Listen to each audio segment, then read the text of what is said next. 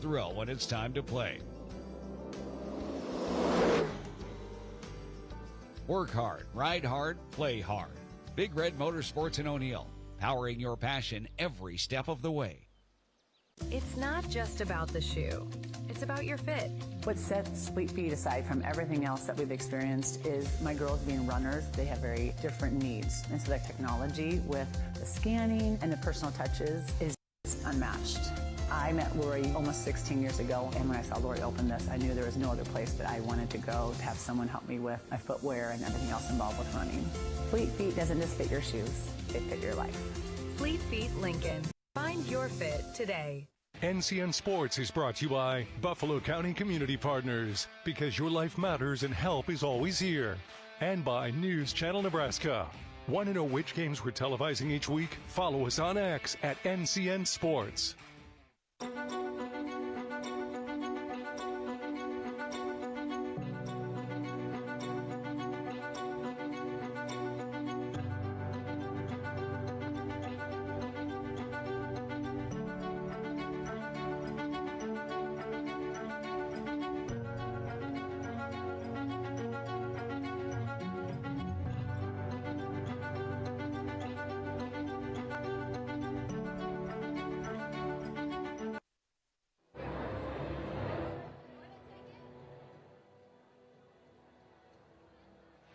And welcome back to Kearney High. The stage is quiet for just a moment. Doug Duda, Frank Kuchera, as we recap what happened in tonight's stage duel here, taking a look at some of the highlights from tonight. And then we'll have a short break. The cheerleaders are going to perform, and then we'll introduce what's going on with the boys portion of tonight. And that should be a dandy. Remember, Kearney has beaten Grand Island, but in the tournament style twice in the duels at the Flatwater Fracas.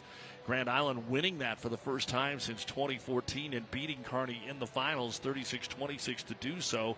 A couple injuries, especially for Kearney, that are back, and we'll talk about that in just a little bit. But let's take a look now at tonight's girls' highlights, brought to you by Custom Sports. From screen T-shirts to jerseys, they have what your team needs to look great. Check them out at customsportsco.com. And here's how things got started tonight, Frank. We're right away at 100 pins. Walker doesn't waste any time for Kearney.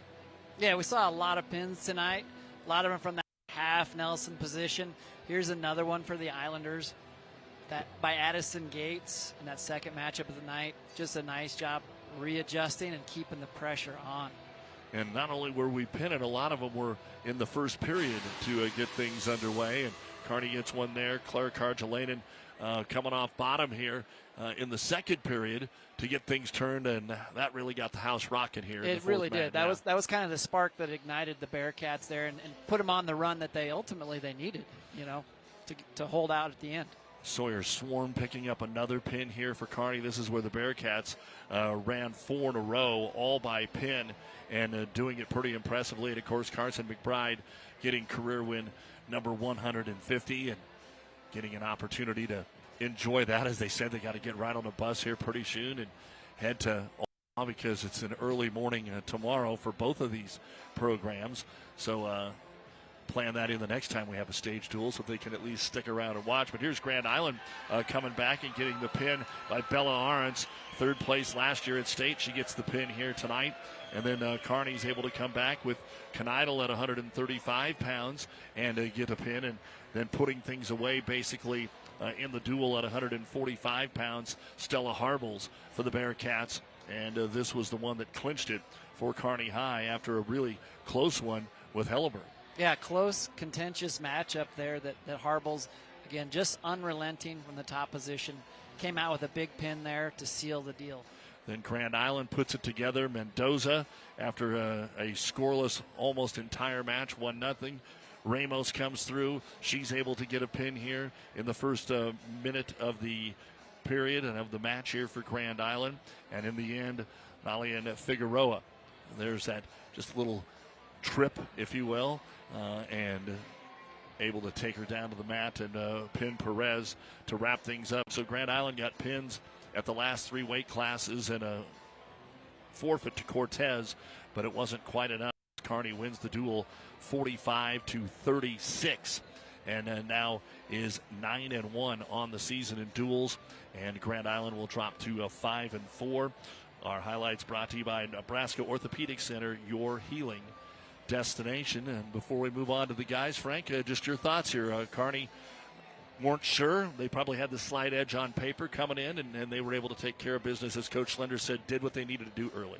Yeah, absolutely. But, it's one of those where you're just not quite comfortable. Grand Island does have that firepower, and if they get the momentum going in there, they win one of those toss-up matches, it's a totally different story. If you're both coaches, I think you come away with way more positives than negatives, but there's always stuff to work on, and they'll do that. They'll go back to the drawing board, and they'll come back even better. Well, we will take a break here as the boys work their way out. The crowd works their way in. Again, as you can see now, there is a near-capacity crowd here tonight, which means over 1,000 fans at the stage duel. We want to thank Athletic Director Ryan Hogue, Jacob Ortley, and all the folks that have helped us with the coaches as well put together our broadcast here tonight. So keep it here. The boys duel and introductions are coming up on News Channel Nebraska. It's the best time of the year to order a new John Deere self-propelled windrower from Landmark Implement during their early order program. Hay harvest is a race against time. Order a new John Deere self-propelled windrower to harvest your hay quickly and efficiently while promoting quick dry down for high-quality hay. Now is the time to lock in the best price of the year. Contact your local Landmark location for full details on a new self-propelled windrower and experience the Landmark difference.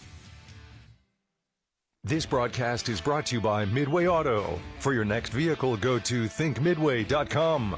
And by Schrock Medical, a fully integrative medical clinic in Kearney. Their expert medical team can treat every member of the family. Hey, it's me, one of those students on the waiting list for a Teammates mentor. I've heard Teammates is so fun and awesome. You get to talk, laugh, play games, and hang out with a positive, caring adult once a week at school. Teammates helps students believe in themselves, and 97% of mentees are proud to be a part of it. I'd love to be one of those mentees, but we need more mentors. So if you got an hour a week to be someone a student like me can count on, go to teammates.org today. Join the team. Be a mentor. It's the year-end savings event at Schaefer's, and the deals are bigger than ever on top-name appliances. If it plugs in, it's on sale. Stay connected with the smart Samsung Family Hub refrigerator. Take on laundry day with powerful time-saving technology and bring gourmet performance home with Samsung's precision cooking. They're all tagged with savings and free local delivery. It's the year-end savings event going on now at Schaefer's. This broadcast is brought to you by Western Oil. Make your first and last stop to and from the game at your nearest Speedy Mart or good-to-go convenience stores today. And by News Channel Nebraska. Want to know which games we're televising each week? Follow us on X at NCN Sports. From the heart of Nebraska to across the state, RMV Construction is building more than just structures. We're building trust. RMV Construction has grown from humble beginnings to become a trusted name across central Nebraska and beyond. With unmatched craftsmanship, cutting-edge innovation, and an unwavering commitment to customer satisfaction, we deliver projects on time, on budget, and above expectations. Trusted, local, proven. RMV Construction in Kearney and Lincoln. Let's build your vision together. I spend with purpose because I bank with purpose at Liberty First Credit Union. With my Liberty Plus checking account, I can earn extra cash just for spending on everyday things, like groceries, online or in-store purchases, and lunch. At Liberty First, anyone can join, so start earning money to spend on the things you love.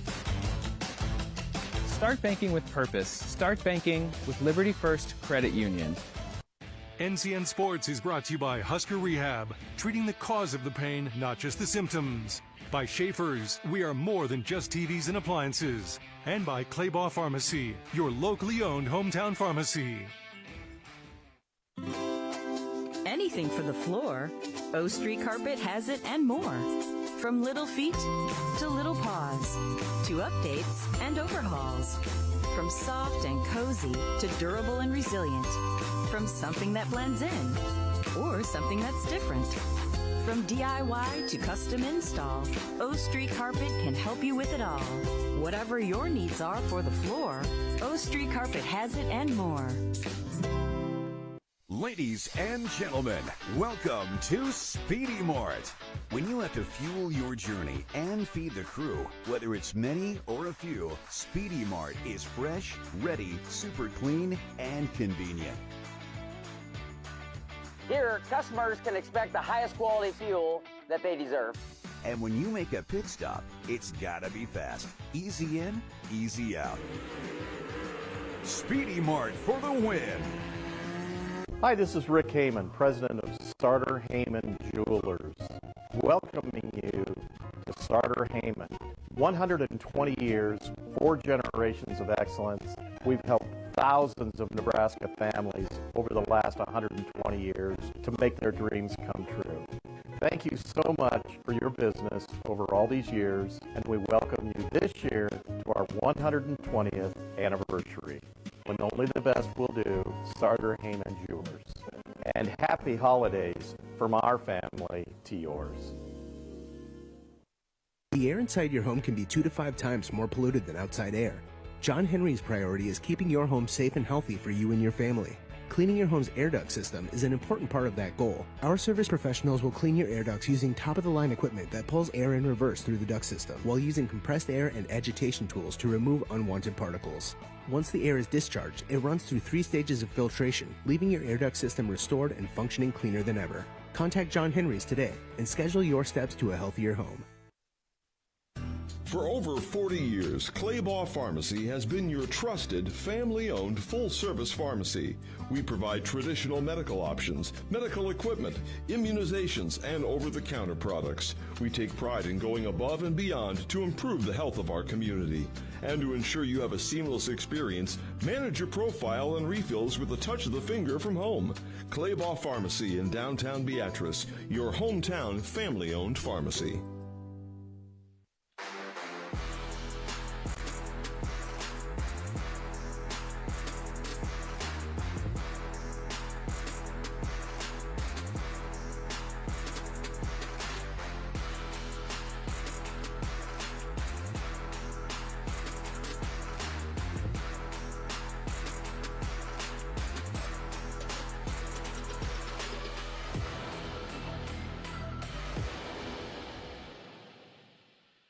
NCN Sports is brought to you by Buffalo County Community Partners, because your life matters and help is always here.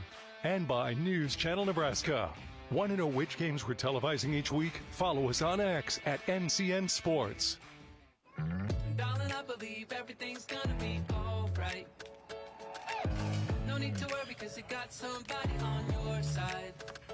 We all need a fam, we all need a crew. When you're in a jam, don't know what to do, just reach out your hand and we'll see you through. Doesn't matter where you're at, we got your back. We got your back. With a Medica health plan, you're not just covered, you're cared for. Whether we're talking commercial or residential plumbing, Lamel Plumbing is the place you call. Lamel provides 24-hour emergency service as well. Call them if you get in a tight spot. And as for their retail items, well, you got to check out some of their faucets, some of their kitchen items, and some of their bathroom items like their Onyx showers. And hey, say you've got a digging job, you call Lamel Plumbing for that too. They've added a full-time crew for you, doing backhoe, trenching, and sewer work. Take that digging job off your list and have Lamel do it for you. That's Lamel Plumbing in Beatrice, now at their new location on North 7th Street in Beatrice. This broadcast is brought to you by Midway Auto. For your next vehicle, go to thinkmidway.com. And by Schrock Medical, a fully integrative medical clinic in Kearney. Their expert medical team can treat every member of the family. At Nebraska Orthopedic Center, they provide comprehensive orthopedic health care. Their physicians are highly skilled in all areas of orthopedic and sports medicine, including spine surgery, foot and ankle, hand and upper extremities, fracture care, and total joint replacement. Their expertise includes the medical management of injuries through physical and rehabilitative methods or surgical intervention. To schedule an appointment or to learn more about Nebraska Orthopedic Center and their family of 25 physicians, go online to nebraskaortho.com. That's nebraskaortho.com. Nebraska Orthopedic Center is your healing destination. Kearney, Nebraska is the getaway you never knew you needed. With comfortable, premium lodging, a eclectic shopping, and a variety of locally owned craft food and drink options, Kearney has something for everyone. By day, you'll find rich history, outdoor adventure, and some of America's most unique attractions. And by night, our many entertainment options, dazzling performances, and unique hangouts offer the perfect way to unwind. Visit Kearney. It's so much more than just in the middle. This broadcast is brought to you by Western Oil. Make your first and last stop to and from the game at your nearest Speedy Mart or good-to-go convenience stores today. And by News Channel Nebraska. Want to know which games we're televising each week? Follow us on X at NCN Sports. Beatrice Community Hospital is proud to serve Beatrice and the surrounding area for over 100 years. We provide quality care with small-town hospitality. Our services include family medicine, OBGYNs, robotic surgery, diagnostic imaging, and more.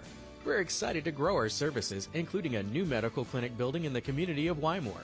We're proud to be a top 20 rural hospital. And thank you for trusting us to care for you and your family. Beatrice Community Hospital. Incredible care, incredibly close.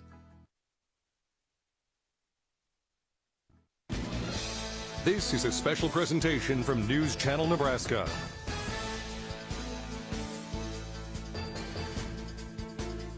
And Sports is presented by Medica.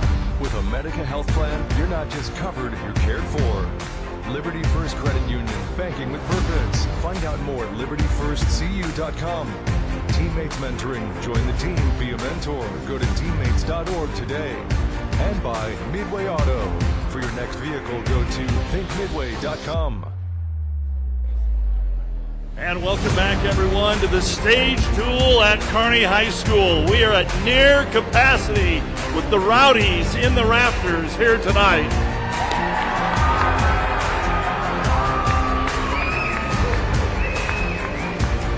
And there's a few Islander fans here as well tonight.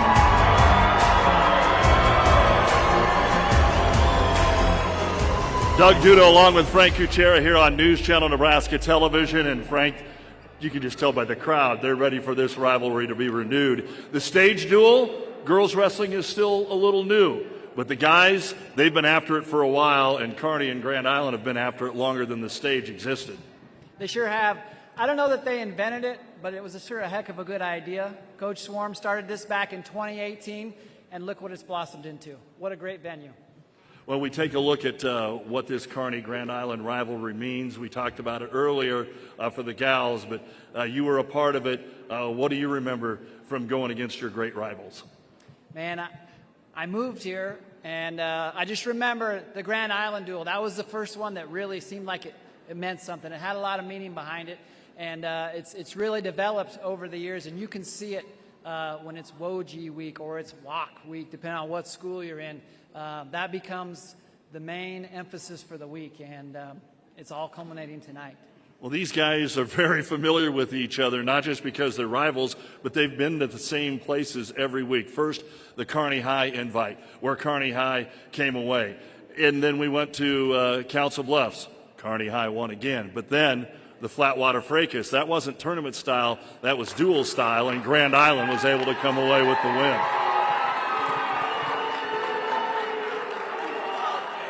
Yeah, tournaments and duels, totally different scenarios. It's all about the matchups in the dual system. And we saw the Islanders defend their home turf at the Fracas.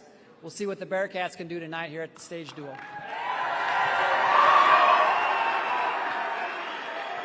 Well, there are a lot of great wrestlers on both of these teams here tonight. Let's take a look at a couple of them. First off, for Grand Island, two-time state medalist Rudy Rodriguez at 120 pounds. He comes in ranked second in the state at 19-1, and Rudy could get these guys off to a good start early. Yeah, I've always said it. Momentum is a real thing, especially in duels, and that's one of the leaders that Coach Morrison's looked to, a two-time state medalist. So see if we can get him started. Kids move, they go back and forth, and for Kearney High, Colton Kelly has come over, but he is doing just fine at Class A wrestling. He is 21-0 and will wrestle for Kearney High tonight at 150 pounds. Yeah, two-time finalist, undefeated on the year, used to the big stage, if you will, and we'll see what he's got tonight. And then maybe we've got a couple, 3 featured matches, but we went ahead and chose 215 because John Florell could be back in the lineup tonight for Kearney. And then you've got another number 2 ranked wrestler from Grand Island in Ryan Bailey, and he is off to a great start. Yeah, starting at the lighter weights, it could come down to those matches there. A fantastic matchup. The coaches talked about balance throughout the lineup. Both teams are very balanced, but they also talked about some major adjustments. And this would be a major adjustment, a difference from 3 weeks ago when they wrestled the first time. Can't wait to see how it goes. Let's do it again. It's the stage duel, Kearney and Grand Island, and it's coming up next on NCN television. To power the state's ag industry growth in the 70s and the ethanol industry in the 2000s. Today, the need for energy is growing at a rapid pace. We are ready. We are expanding our diverse energy generation mix and building onto an already reliable and resilient infrastructure, not only to power today, but to empower Nebraska's tomorrow. Nebraska Public Power District. Pre-game show is brought to you by Custom Sports. Look great for every game with custom team or business apparel from Custom Sports. Check them out at CustomSportsCo.com. NCN Sports is brought to you by Husker Rehab, treating the cause of the pain, not just the symptoms. By Schaefer's, we are more than just TVs and appliances. And by Claybaugh Pharmacy, your locally owned hometown pharmacy. It all starts at Big Red Motorsports in O'Neill, a side-by-side built to work with you on the farm or the ranch. A trusted partner when you're out hunting. And the adventurous speed to feel the thrill when it's time to play. Work hard, ride hard, play hard. Big Red Motorsports in O'Neill, powering your passion every step of the way. Getting ready for our starting lineups here for tonight's Kearney Grand Island stage duel on NCN television. This is something you didn't even have, Frank, was hype videos back in the day. Everybody's got them now, right? Man, no smoke, no lights. We were tough back in my day, Doug. We just went out there and just grinded out, you know? No, this is a phenomenal atmosphere. This is what it's all about. It's for the athletes, making memories for them, their families, and, of course, the fans. Our starting lineups are brought to you by Medica. With a Medica health plan, you're not just covered, you're cared for at Medica. Well, as we take a look at tonight's matchups for Grand Island, we've got a number 1 ranked wrestler right out of the gate at 106 pounds in Riley Peterson. He's 19-2 on the season. Austin Gates is 16-4. He'll wrestle at 113 and ranked 8th. We talked about Rudy Rodriguez, ranked 2nd at 19-1, a 2-time state medalist. Aiden Kibler will wrestle at 126 pounds, and then Jackson Draves, ranked 3rd in the state at 21-2. He was a 6th place medalist in 2025. At 135 for the Grand Island Islanders is Hayden Klimek. He's at 11-9 right now. And then Gavin Peterson at 144, ranked 5th at 15-5, 4th place medalist last year. You have Joden Schumacher is wrestling for Grand Island at 150, a qualifier last year at 12-9. Tessie John at 157, 10-11 so far. Then we get back into more rated wrestlers. Caden Harder, 19-2, ranked 3rd in the state. At 175, 2-time state qualifier, Carter Peterson is 15-5 and ranked 8th. Dax Nelson, ranked 10th at 190 pounds, is 10-9. At 215, Ryan Bailey, he is ranked 2nd at 17-2, finished 4th last year. And at heavyweight, Manny Marshall for Grand Island. For Kearney High, we go with head coach Ryan Bauer against Joey Morrison's Islanders. By the way, the Islanders ranked 2nd, undefeated in duels. The only loss Kearney has is to Grand Island. They're ranked 3rd in duels. Victor Reyes, he is ranked 2nd at 106, 16-6 on the season. Then Hespen Verduzco is ranked 10th, 14-6 at 113 pounds. Jamison Small is ranked 3rd at 120. Caden Kowalik is 3rd at 126. Jacob Weller 4th at 132. Zayn Green, a 6th place medalist last year, is ranked 4th for the Bearcats. Then Cooper Ritz is ranked 9th at 144. Colton Kelly, undefeated, ranked 3rd at 150 pounds. Braxton Robinson, he's ranked 4th, a state qualifier from last year at 165. A 2-time state qualifier is Cade Abbey. Peyton Meyer is ranked 7th at 175. And then you move on to Sam Lundgren. He's ranked 3rd at 190 pounds. John Florell ranked 4th. Now you see only 5-1. The reason there because of injury. And at heavyweight, 8th ranked Dylan Johnson. But what about Florell? What about, about coming back? Most wrestlers do, Frank, coming back from injuries. What do you have to look for when we get to that match tonight between Bailey and Florell? Well, other than making sure they're fully back, nothing's lingering. Hopefully, no doubt. Hopefully, their mind's right. He's confident. I believe it's an elbow that's been bugging him since a year ago. But then the other big thing is conditioning, right? Hasn't been put into the fire as much as Bailey has so far this year, and so could be an interesting matchup. Our matchup sponsors, Nebraska Public Power District, always there when you need us. Nebraska Public Power District. Let's go ahead and tell you about our schools. Of course, Kearney and Grand Island. The Bearcats, a member of the Heartland Athletic Conference. They are in District 4 this year for wrestling, and you can see their enrollment of 1,227.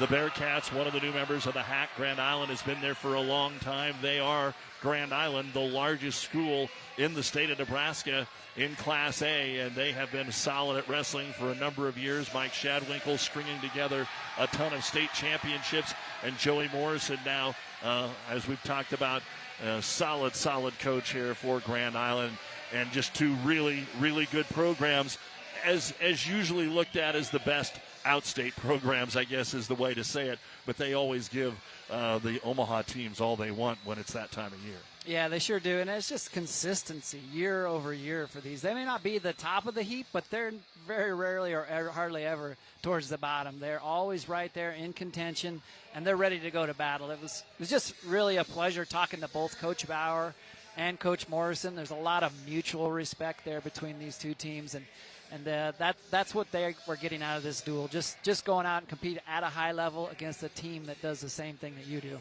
Our officials, the one speaking right now who will flip the coin is Doug Hampton, assisted by Eric Weisdorfer. They are the two officials tonight. Again, Flow Wrestling is here doing a national documentary on the stage duel on Kearney on this.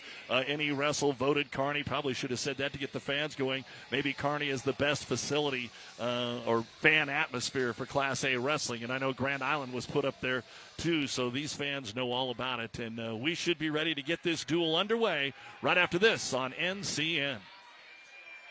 It's not just about the shoe. It's about your fit. What sets Fleet Feet aside from everything else that we've experienced is my girls being runners. They have very different needs. And so that technology with the scanning and the personal touches is just unmatched. I met Lori almost 16 years ago, and when I saw Lori open this, I knew there was no other place that I wanted to go to have someone help me with my footwear and everything else involved with running. Fleet Feet doesn't just fit your shoes, it fit your life. Fleet Feet Lincoln. Find your fit today.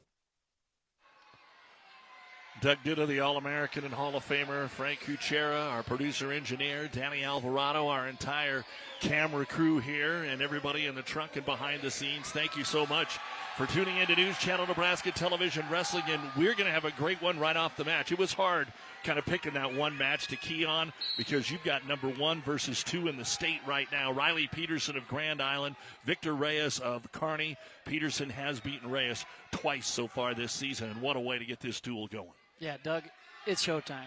All right, you see that on your screen there, and this is what the Islanders need to get off to a quick start here. They're going to be favored in the first couple of matches here, and they're going to need to jump out early if they want to repeat the success they had a few weeks ago. Again, 36-26 at the Flatwater Fracas. Obviously, you saw what the girls' duel score was. Don't expect as many pins here in this boys' duel as we did in the girls. But on a single leg there is Peterson. Yeah, Peterson gets to the leg, locks it, and just grits through it. But, man, Reyes doing a little dance in there. Victor Reyes does a nice job with the defense there. Squares up, back to neutral. I'm going to tell you what, if Reyes somehow gets number 1 taken down here, this place will go nuts because that is what this stage duel is all about. You're in an auditorium. It's built for noise. It's built for concerts. It's built for music. It's built for things like this. It's built for entertainment, baby. That's a good way to put it, too, and we brought wrestling in here. So a good little bit of action here in the first minute 20, but no points yet. Victor Reyes didn't start wrestling until he was in 8th grade. And here he is ranked number 2, I believe, as a sophomore. And then you take a look at Peterson, too. Here's another one of those long, lanky kids who seems to be all legs out there. Yeah, good length by both guys here at 106 pounds. Pretty evenly matched so far, but, man, Peterson really working that 2-on-1. Reyes, you can tell both teams are just so well coached, and there's not going to be a ton of surprises that these guys haven't seen here. Short time. Reyes trying to scramble through. That's time. Time is over. They're going to try and say that there was no time, but there was definitely a takedown. There just would be no near fall points. Yep, big flurry there. 3 was awarded, but waved off. See, Coach Bauer emphatically trying to get him to wave it off. They did. They have a little conference here. Of course, Coach Morrison says, give me back my points. But no points there. No control. Fresh start here as we'll go neutral to start the second. Grand Island won the toss there, so they deferred. So Kearney took neutral. That was the choice there, Frank. Yeah, it's interesting to see who does decide, hey, I want to take neutral. I don't want to take down. And definitely, very rarely up.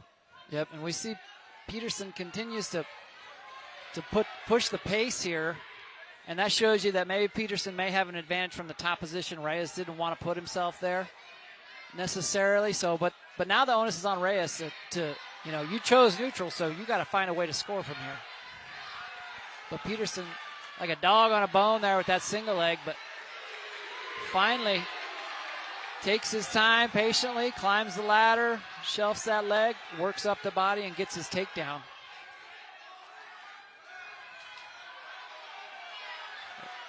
Reyes got to be careful there. Peterson's got a leg turkey and got the leg split. Don't want to try and pull the hero move, because the hero move sometimes gets you into your own backyard and you end up on your back. Now Reyes trying to come to his feet here and at least get one. Reshot there, and Peterson keeps control. Yeah, so these were their favored or must-wins for Grand Island, and if you're Kearney High, you must not give up any extra bonus, right? Again, Peterson already 2-0 against Reyes so far this year. Well, there you go. He rips the hands with Peterson down on an ankle. All the coaches talking to Reyes about how to spin out of there, but Peterson then just counters and gets back onto the arm, gets a wing. Yeah, there seems to be a healthy level of respect here for Peterson from the top position. Reyes is running out of time here, tries to roll through, but fortunate that he didn't give any backs there. And that is time again. So you get the takedown here from Riley Peterson, and that is the score at the end of the period. And Grand Island will choose down with their choice here in the third. So we'll see if Reyes attempts a turn here from the top position. Peterson, nice job up to his feet. Nice big mat return. And the third period is where we see what we're made of here, because that's a huge adrenaline dump, with all the theatrics and the production here. They wrestled hard for 2 periods. We'll see if there's any gas left in the tank for either one of these guys. Well, Peterson comes out face. He's looking to lock the head here. Reyes still in top control here, so no points, no change in that scenario there. I feel One like of those important, because Kearney would have loved the 1 escape 3 takedown there, but no, there was no control change. Minute 15 to go in the match, on the edge of the mat. But the big mat return is a big mental advantage too for Reyes too. Just being able to dominate there, and you can see he kind of gave him a little bump here in energy, it seems like, as he's really running this wrist and far wrist. He's got to be careful not to get too high, and now if he does run it now, they're going to go out of bounds. Well, yeah, the problem is, he's running out of real estate. He's literally right out 2 feet from the drop off the front of the stage here. And Peterson is just able to work some time off the clock here. And you're not really in a stalemate either. No, I would look Kearney High calling for stalling, warning on bottom, but Reyes needs to continue to push the pace on top. The official is going to say that they do come out of the circle, but just 28 seconds. Peterson, even though he didn't score, was able to use a whole lot of time. And now you got to put him on his back if you're Reyes, because even an escape and a takedown doesn't do it for you. Yeah, and Reyes looked to his corner, asked if he could go neutral, let him go, but Coach Bauer thinks maybe he saw something there, and the way he was able to control him there from that wrist ride, that bar position. Again, now you got to gamble, and that's why Reyes is getting a little too high here. He may end up on his back. We could see a reversal right here from Peterson. Yep. Reyes still hangs onto the arm, though, Frank. Yeah, he's tried to throw a leg in there and just got out of position. Now he's got to be careful for giving up bonus points here. Trying to reverse. He's got to slide his hips out.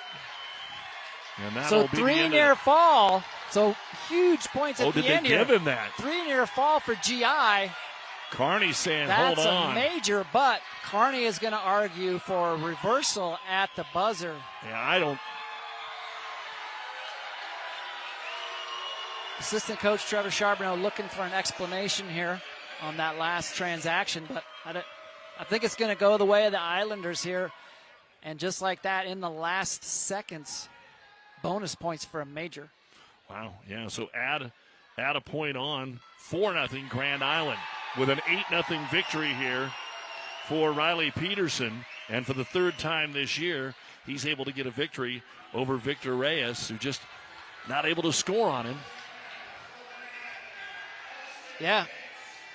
Good start for the Islanders as we roll right into another toss-up match here. Islanders maybe slight favor if you're looking at the records. Yeah, this is already the 4th time that these guys have met this year, and Austin Gates has won all 3 of them against Espen Verduzco of Kearney. Verduzco 14-6, ranked 10th. Gates 16-4, ranked 8th, 4th meeting of the year.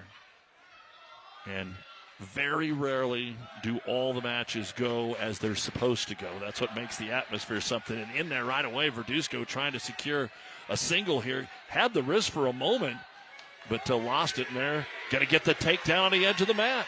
Yeah, big opener for Verduzco right there.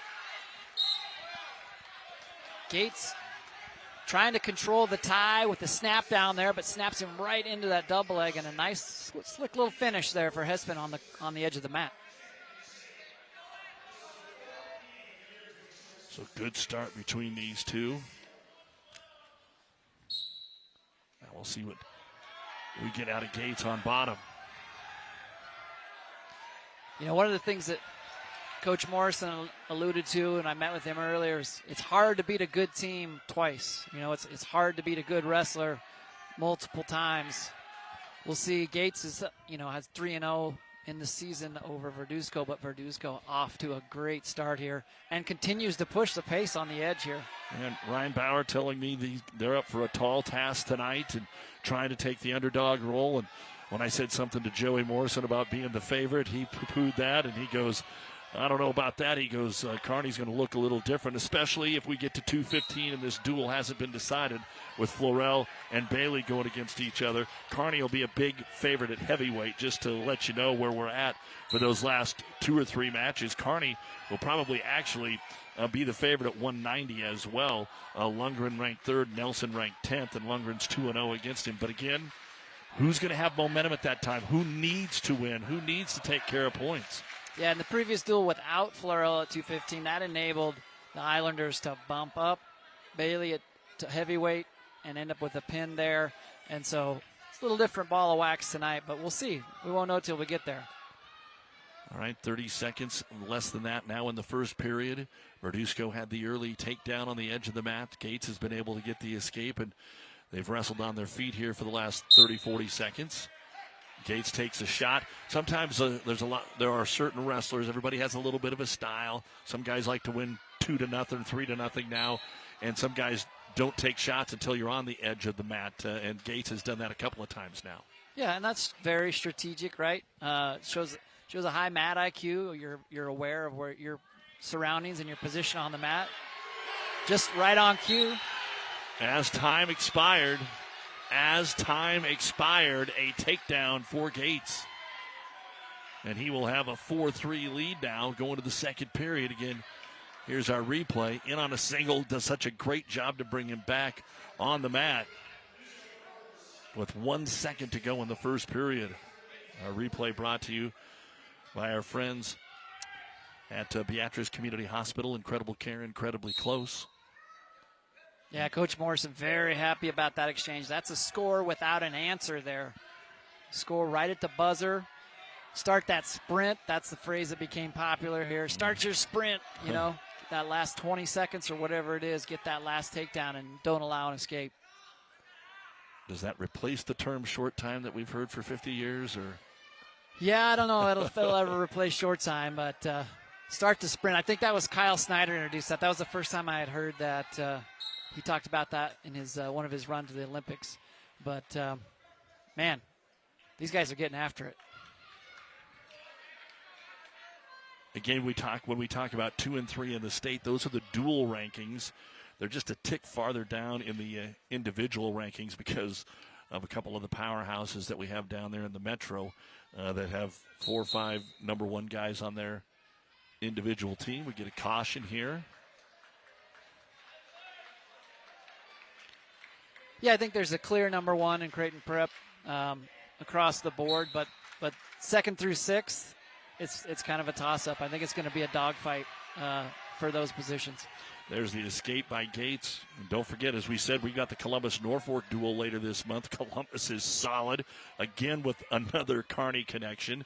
And looking forward to seeing that one. Columbus could walk right in here and be just as tough as these two teams. Yeah, they sure could. That was a dogfight against Kearney High. Kearney High came out victorious. They're very similar to the Grand Island Kearney High duel, but in that one, Kearney High able to get a couple of toss-ups going their way and really turn the tide at a key moment there as Verduzco steps in, but Gates very savvy on the edge here.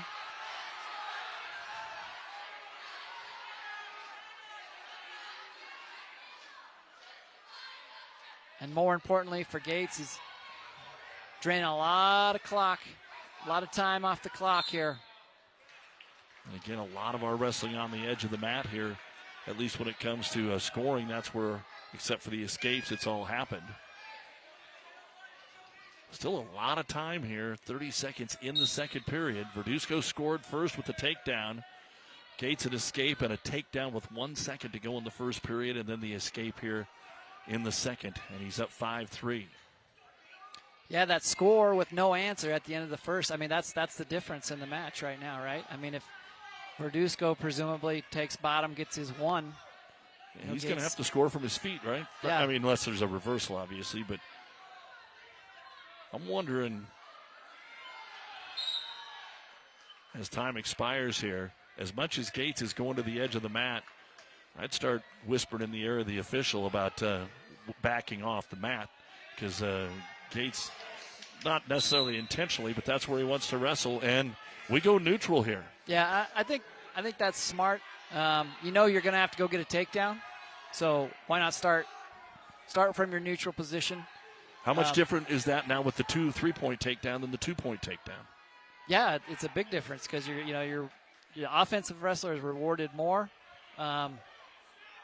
Obviously, make up this difference here, and Verduzco, that's where he's been best. That's where he's shined so far, and right on cue, like you're saying, you're seeing the Kearney bench here now asking for that stall warning, trying to build their case, as it were, get that stall call. But Verduzco's got to continue to push the pace here. He's got to work a little bit harder here than he has been, make it look even more active than he has been. Well, I think Gates also needs to do something offensively here, even if it's just a fade shot, just something, because he hasn't done anything for quite some time now.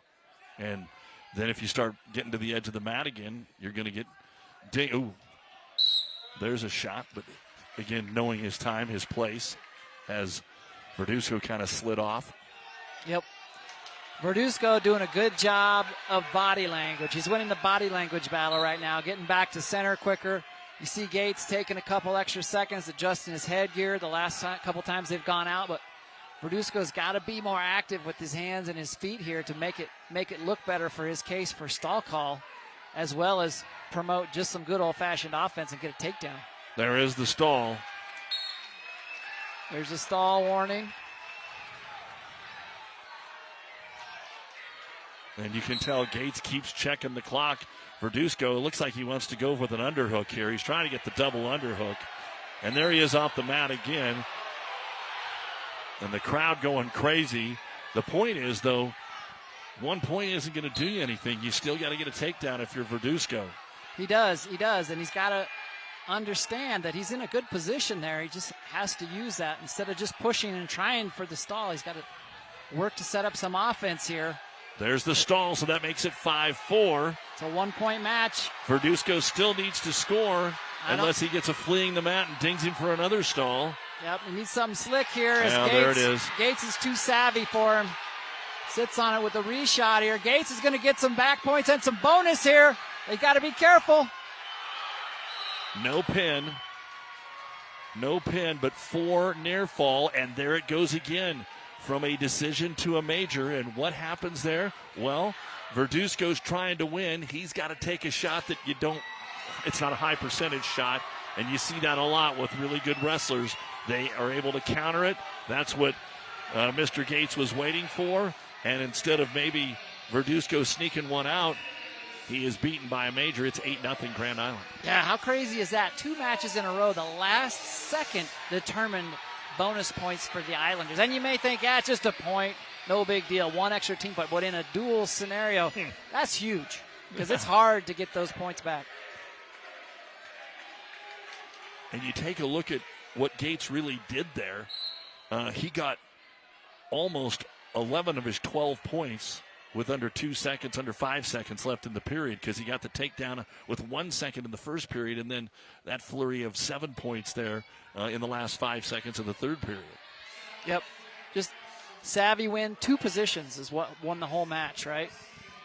And now Rudy Rodriguez. Here's a 2 versus 3. Rodriguez is 2-0 against Jamison Small. We talked about Rudy early on, 2-time state medalist. He's 19-1, ranked second, and a 2-time state qualifier for Jamison Small. He's third, 18-4, 19-1. It's not new anymore, Frank, but my goodness, 18-4, 19-1, that would have been your record going into the conference tournament. Now it's the record before you ever get to Christmas, and I think it's a good thing. I'm glad that the individuals, they get more dual tournaments and they get more matches, as Rodriguez is in on a single again. Trying to do the banana split and get out of there. There's an interesting little look. Small's very scrambly, right? He likes to create some chaos in there from these shots and try and start things rolling here, quite literally. See if he can come up, but they'll just wrestle to a stalemate here, which is a win for Small, because that was a great shot by Rodriguez. 2 hands on a leg, had him dead to rights. Yeah, Small was basically holding on for dear life. There would have had to been a lot more work for him to get into any kind of an offensive position there. So we'll restart. On the Big K, it is the annual stage duel here at Kearney. Doug Duda along with Frank Kuchera and our entire News Channel Nebraska television crew. Thanks so much for being with us. And now another shot. This one might get finished. Yeah, Rodriguez low single, but able to transition, doubles off. You see his right hand there across the waist. That's the game from that position. See who can get doubled across there. But now Small takes it to the ankles. And Rodriguez does a nice job of posturing up, trying to hide his ankles, get a foot in the ground so he can put some pressure down and turn in. Small's got to be careful not to give up 3+. And time runs out. So great job. 2 counters by Small. But Rodriguez has been able to get the 2 better shots here as we go to the second period. And it will be Grand Island to take bottom. Again, this is number 2 versus number 3 in the NE Wrestle rankings. Yeah, so the longer this match goes with the score 0-0, the more it favors Small, I think. Just by trying to stay in it here, he's going to be tough on top. Rodriguez, I think, has the edge, obviously, on their feet, but as long as he can maintain his composure, not get frustrated and try and press something.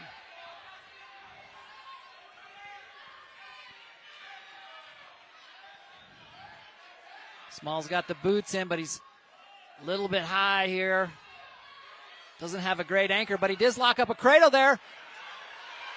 See it? Oh, look out. That's Step tight. over. Yeah. It's going to be tough to finish, but he's got back points here. Potential. Now he's going for the pin, but he's not going to get it. Rodriguez gets out of there, but he's going to get 2. 2 for the near fall. 3 for the, I guess just 2 for the near fall, right? Because he's on top. Yep, 2 near fall so far. So that seemed like a lot more, but it is 2. Kearney in the lead. And now Rodriguez even more energy, it looks like, and he'll get out of there for the escape. And it's 2-1, a minute to go here in the second period. Yeah, Grand Island lucky to only give up 2 there. That thing was tight when they first locked it up, but Rodriguez did a nice job squirreling his shoulder out of there and getting off his back. Big energy burn for Small there. You know, you put everything you got into that, going for that pin attempt. But now here he is back on his first single leg that we've seen out of Small. Rodriguez trying to face. So Small's got to try and posture up, get strong here, and shelf that foot on his right thigh if he can. Does a nice job of stepping across. Time becoming an issue here for Small. Rodriguez doing a good job, though. Look at that, countering.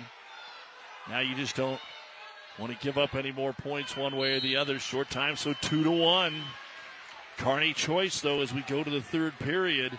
Jamison Small leading Rudy Rodriguez, and our high school wrestling is brought to you by John Henry's, our family, serving yours. John Henry's Plumbing, Heating, and Air. Man, what a battle. These guys are gladiators out there. Small with choice. Says, you know what, I got this. Taken down. Opportunity to take a 2-point lead here with an escape. Grand Island has won the first 2 matches by majors. Exactly 8 points, 8-0 and 12-4.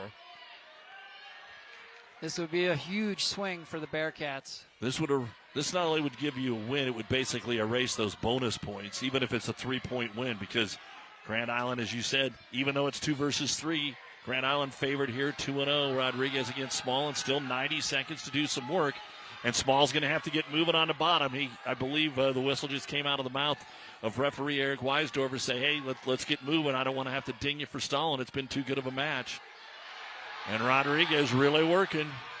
Small comes up, though, Frank. Circled, but Rodriguez hangs right with him.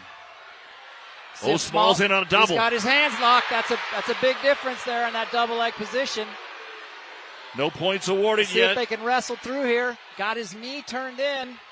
That's what they got to be careful here with that hanging onto the toe for Rodriguez. Trying to hook that leg. Yeah, see if they'll let him. Rodriguez getting small. Wrestle through it or call potentially dangerous here. Man. And that's fortunate for Rodriguez not to get reversed right there in that position. Looked like he was kind of dead in the water with that double leg. But Coach Ryan Bauer there for Kearney High. Yes, if you're a Kearney High, though, it chews up a lot of valuable clock to the point where Grand Island had to say, all right, it's time to cut bait here. So get back to our feet. 3-1, yep. And to your point, the 3-point takedown is now a win, right? Yep, instead of a tie. So Verduzco, the same situation that Rodriguez is in now. Double underhook, and he has got Small in trouble. The old cow catcher, but Small, see if he can bridge through it, but he cannot. It's super tight here for Rodriguez. This is what changes duels right here. Now Rodriguez is trying to get the pin. He's going to get the win. And there's the pin. What an amazing turnaround. Oh, my gosh.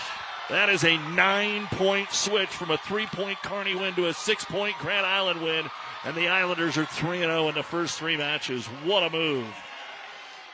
3-0 with big-time bonus points in all 3 matches. An absolute heartbreaker for Jamie Small. What a battle. Right to the end. Man, oh man. 14-0 Grand Island. And now the Islanders have a little cushion with a lot of those type of matches is what we're anticipating.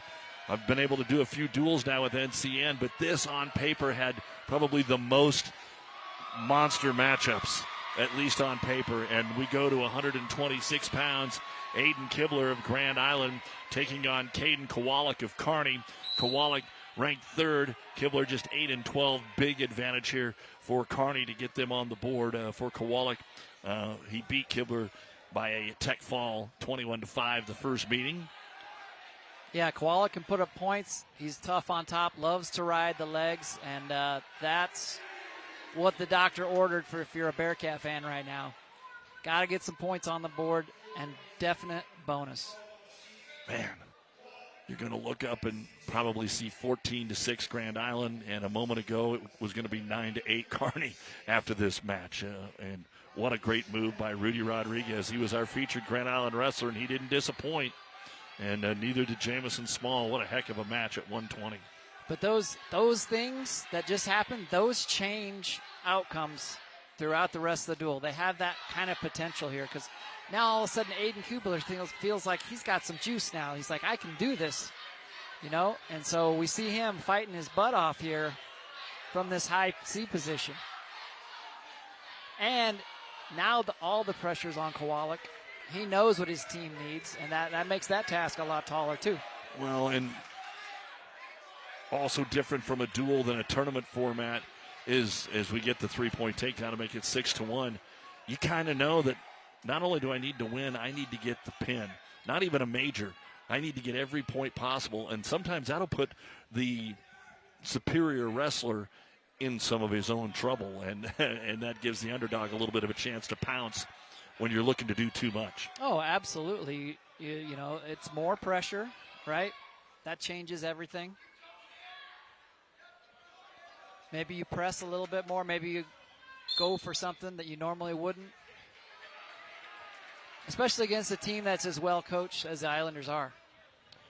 All right, 6-1, last 10 seconds here of the first period. But if what we've seen already in this boys' duels is any indication, there's been scoring in the last 10 seconds. We're not going to get any here, but the end of the first period, it is Caden Kowalik leading at 6-3 with a couple of 6-1, excuse me, with the escape.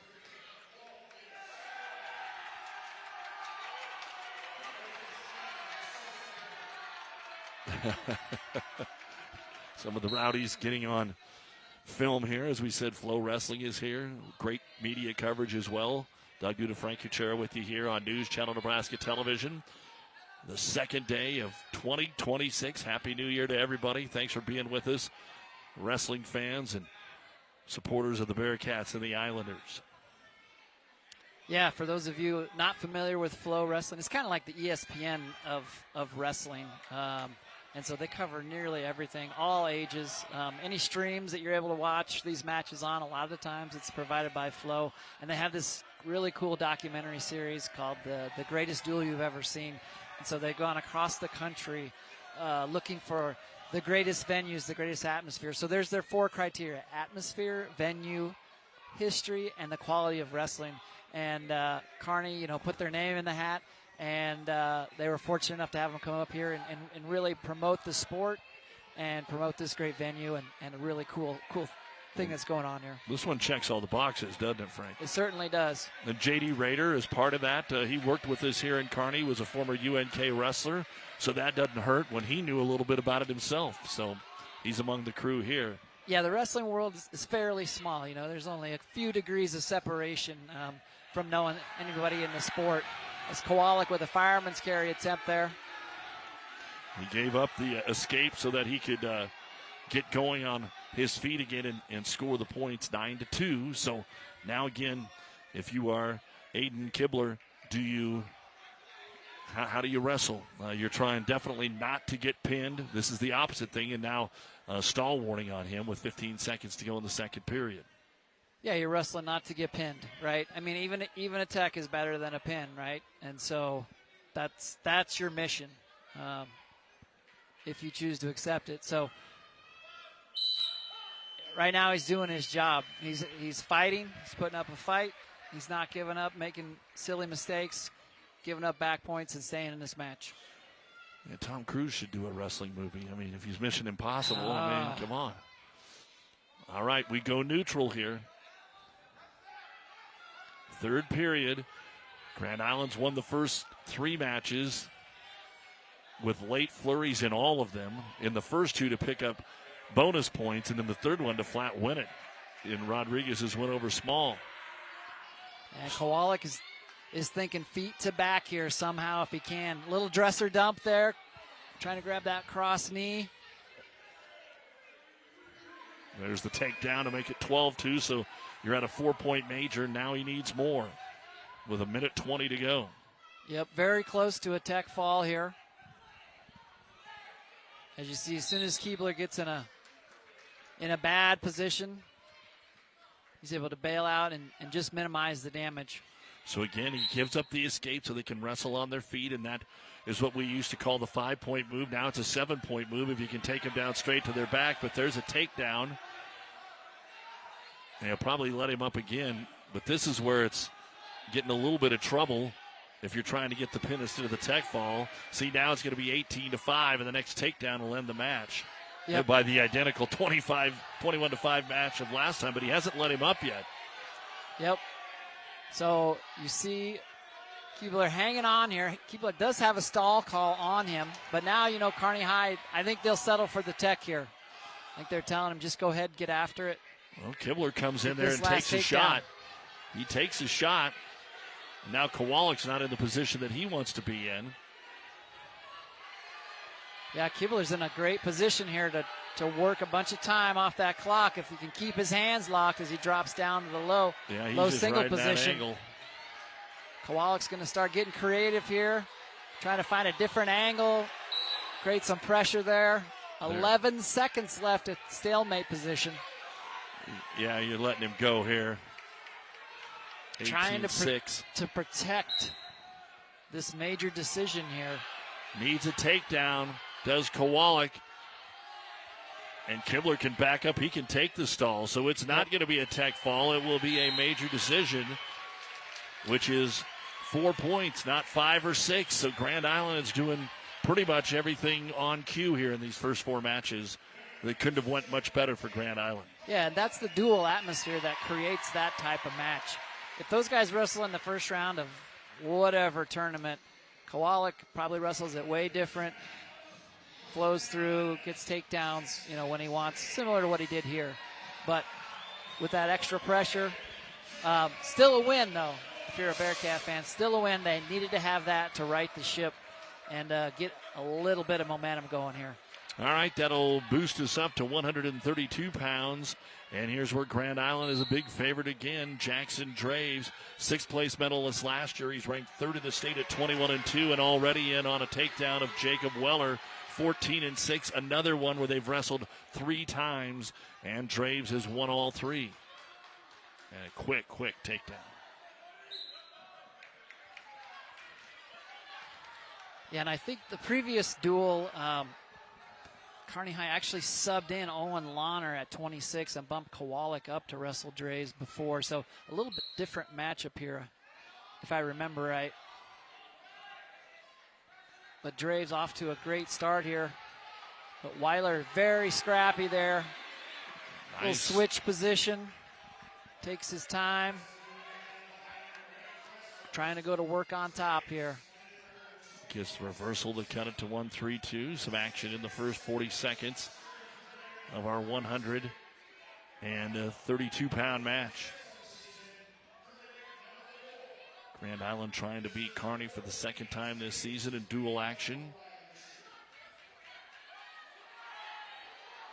Be interesting when they get to the state duels where these guys end up. Should both be there easily. Weiler's getting A little out of position there from top. Draves was able to pull those legs out, turn in, get another reversal.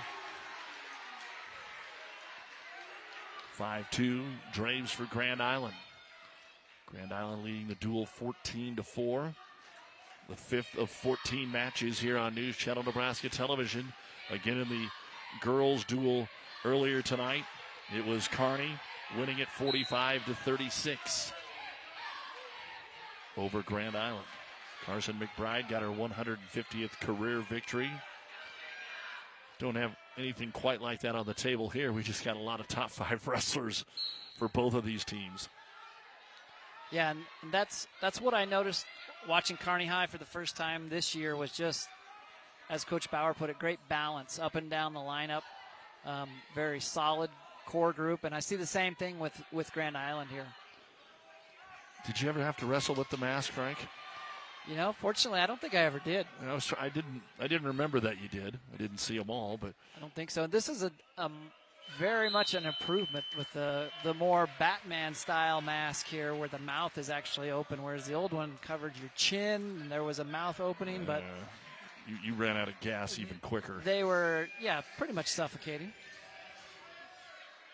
All right, we are going to go to the third period here with Jackson Draves of Grand Island leading Jacob Weiler, of Kearney by a score of 5-2. And now 6-2 on the escape. Second period. So a lot of time to go. Yeah, plenty of time here. Haven't seen Weiler able to generate any offense off his feet, though. It's been all Draves so far in the neutral position.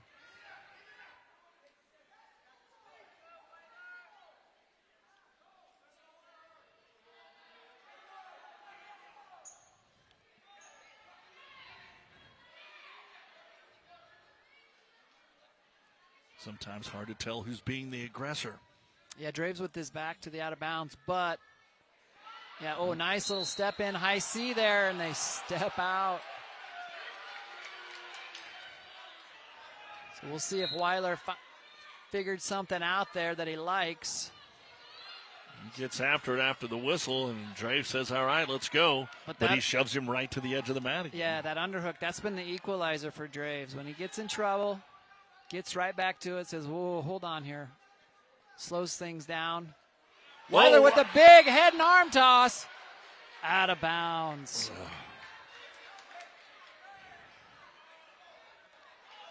And again, we've talked about it a couple of times, wrestling on the edge of the mat. Holy moly, look at that toss. But it's for naught. That was fun. That was going to be hard to finish, though. But sure was pretty.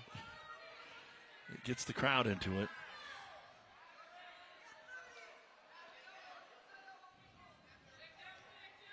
Yeah, Weiler, still a very close match here. A takedown would be huge for Weiler. Just needs to stay within himself here and continue to work his offense. You see the coaches pleading with him. Go back to those low-level shots. Continue to work your leg attacks. Draves takes a look at that clock. And Weiler coming in. Get ready to catch him, Frank. Oh, he takes him back in. And any points? No points. Either way. Seeing some good defensive wrestling here as well from Grand Island early on. Yeah, like it or not, the Islanders are very savvy, very mat aware, wrestling on the edge, doing what they need to do, knowing how to wrestle, with a lead here. So Weiler will go bottom. He's looking for an escape takedown. And Draves are trying to work him from the top. You see the referee with the count there, the visible count. That's when the top wrestler's trapping the bottom wrestler's ankle there. Want to make sure that they're continuing to work for action. He's got a little misdirection there with that spiral ride, half Nelson. Weiler's able to base out of it. Our high school wrestling on News Channel Nebraska Television is brought to you by RMV Construction, trusted local, proven RMV construction.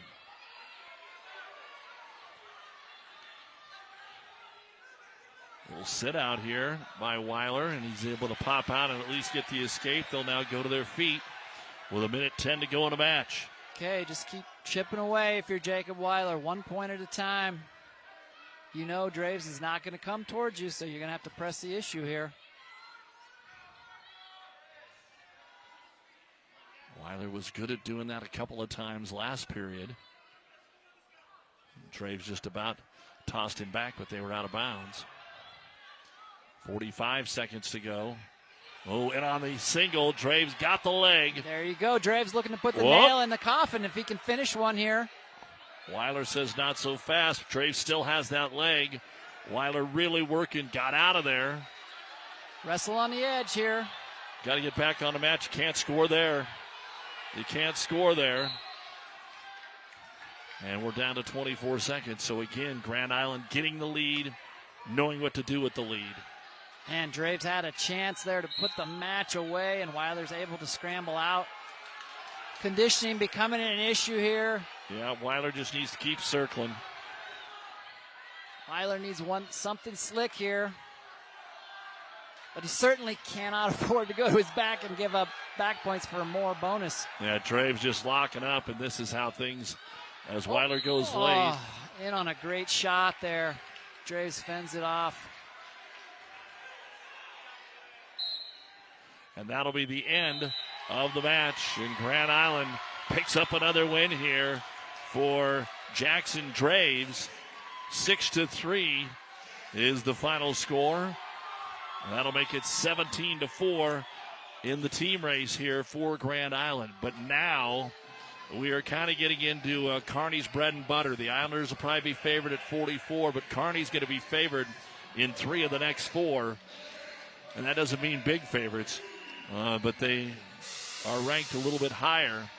And we go to 138 pounds, where Hayden Klimek, 11-9 for Grand Island, will take on Zayn Green, 20-3, ranked 4th for Kearney High. He just wanted some dap from you, Frank. Hey. Zayn was going to come report to you. He was going to get some dap. We appreciate it. Give me some help here. We appreciate it.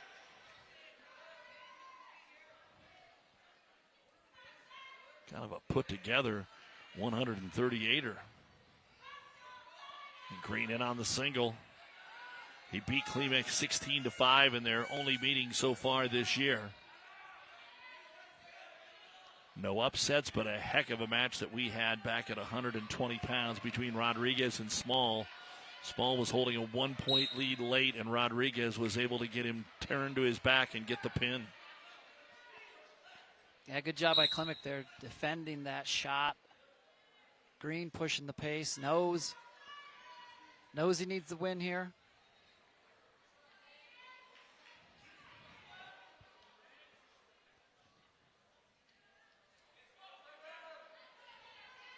Zion Green, very explosive wrestler. Shot and a reshot. Klimek doing a good job of not letting him catch a leg. Now Klimek in on a shot. Almost a double leg here, and Green just too powerful. Goes for the big throw, but can't control him, and to the edge of the mat they go. I've never seen, knock on wood, anybody leave the stage. If anybody's ever been too worried about that, yeah, there's not a ton of room over there, but the officials are pretty good about protection. Yeah, although neither one of them want to go tumbling over the edge either. It's about as close as anyone's come probably there. Nice firemen's convert to a high C there with a finish on the edge for Zane Green.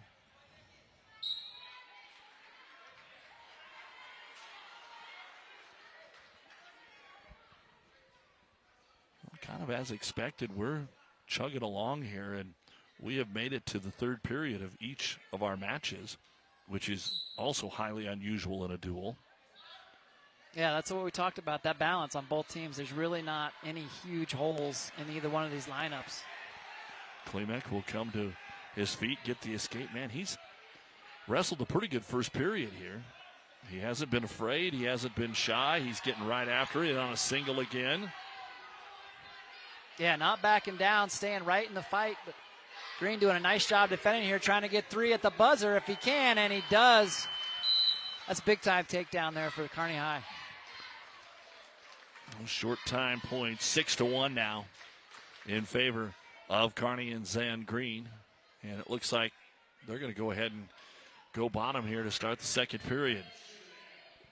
Green would like to get a big lead here for Kearney. And Green now says, you know, I want to go bottom. Klimek thought it was his choice.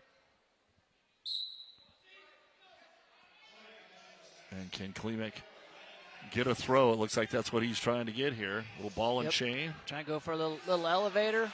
Whoa. Almost took him for a ride. Green to his feet. Klemek's got to be careful here about a stall call. Even if you drop down, you got to make an attempt, and Green's able to kick out. So they'll wrestle from their feet after the Green escape here. Makes it 7-1. Early in the second period, they'll come off the mat. Again, a reminder, later this month, a couple of more wrestling contests for you here on News Channel Nebraska Television, as we will have the Columbus-Norfolk duels.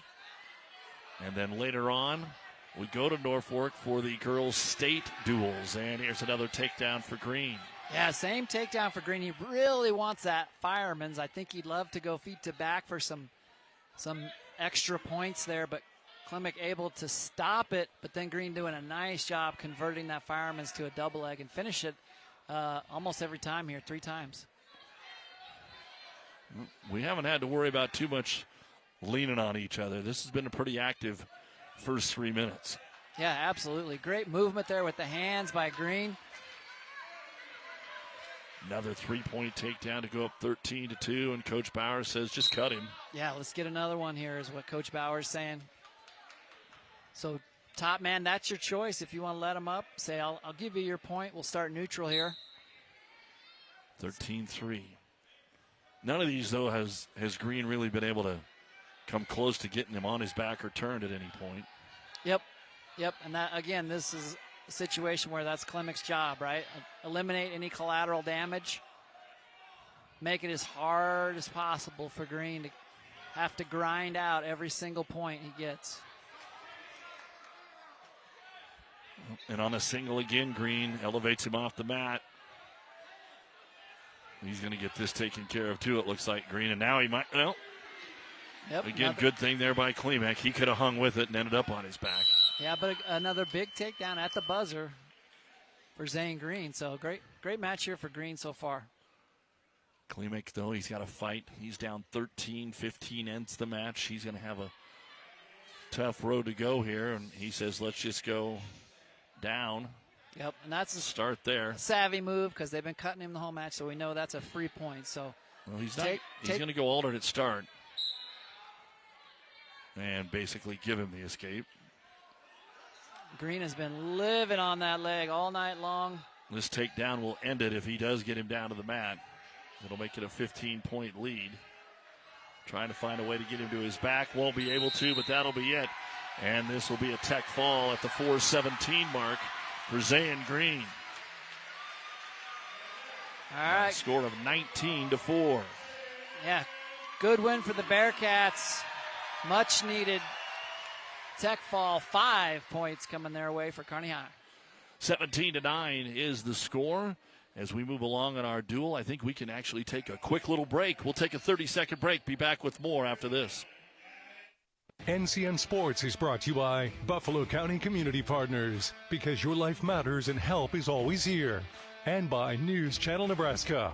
Want to know which games we're televising each week? Follow us on X at NCN Sports.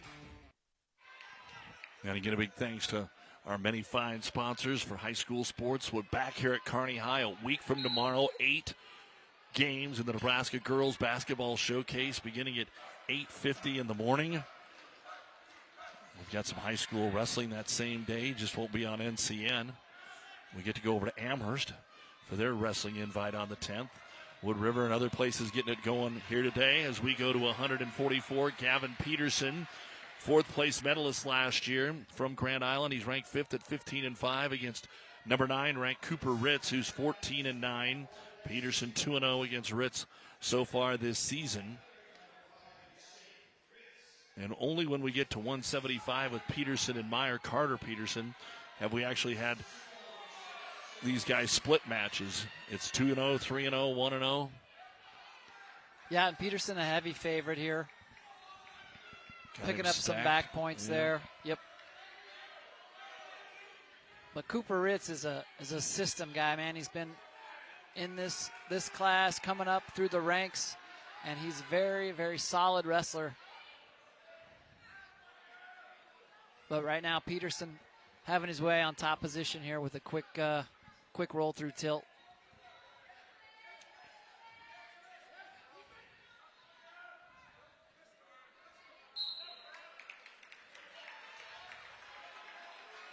Well, Rudy Rodriguez, by the way, that was his 100th win tonight.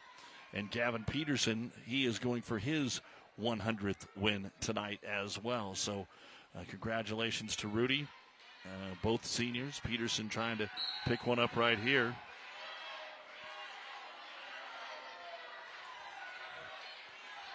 And an escape for Ritz. This is another one of the pivotal matches, even though Peterson is favored. If somehow Kearney could pull the upset like they nearly did at 120, that gets them right back into the duel. Yeah, that may be what it takes to get them back in here and have a chance to win here at the end. Yeah, I think on paper, Kearney needs to pick up one where they're not favored. And Grand Island just needs to keep doing what they're doing. And they've been doing it pretty good, too, Frank, as the period will come to an end with a 7-1 lead on the takedown to the near fall for Gavin Peterson. Our high school wrestling is brought to you by Husker Rehab, treating the cause of pain, not just the symptoms, at Husker Rehab. The stage duel here at Kearney High. Peterson picks the ankle. Ritz gets taken down quickly. Yep. Great, solid finish by Peterson there. Knee pull. Potential for back points. Legs are split. Now he's got a cradle locked up. That's tight. Ritz cannot give up the fall here. I don't know if he has a choice. Peterson trying to adjust here and go for the turn again. He still got him locked up. Oh, he lost it though, so just near fall points, but it is going to be 4 more. So 2 takedowns to the back here for Gavin Peterson, and it's 14-1.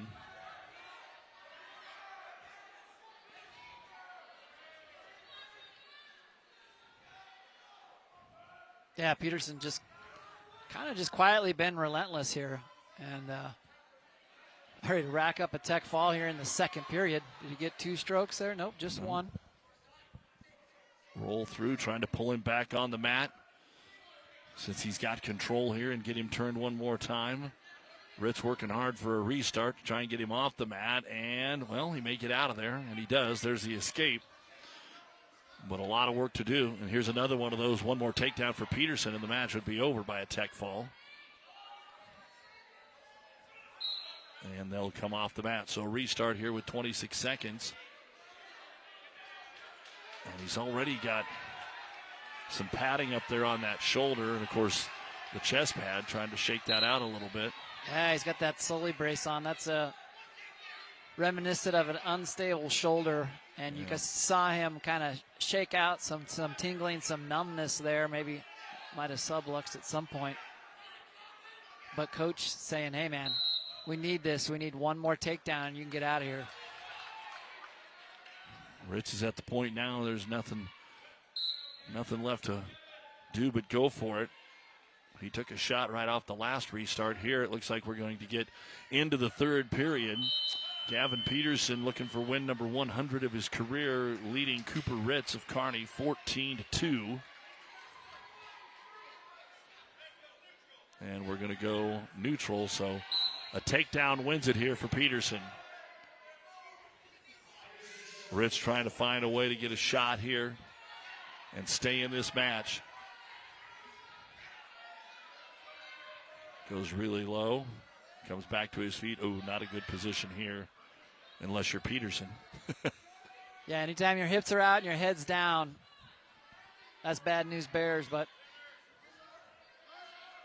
Ritz trying to circle in here, and Ritz is almost kind of going into damage control here, just trying to stave off this one last takedown. Let's see if he might try and spin out here. I think Peterson's got it.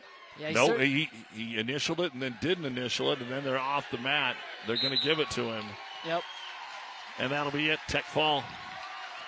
Hard-fought match by both guys, but Peterson, he did put in the work there, man. He earned that one. 4:48. Getting the win.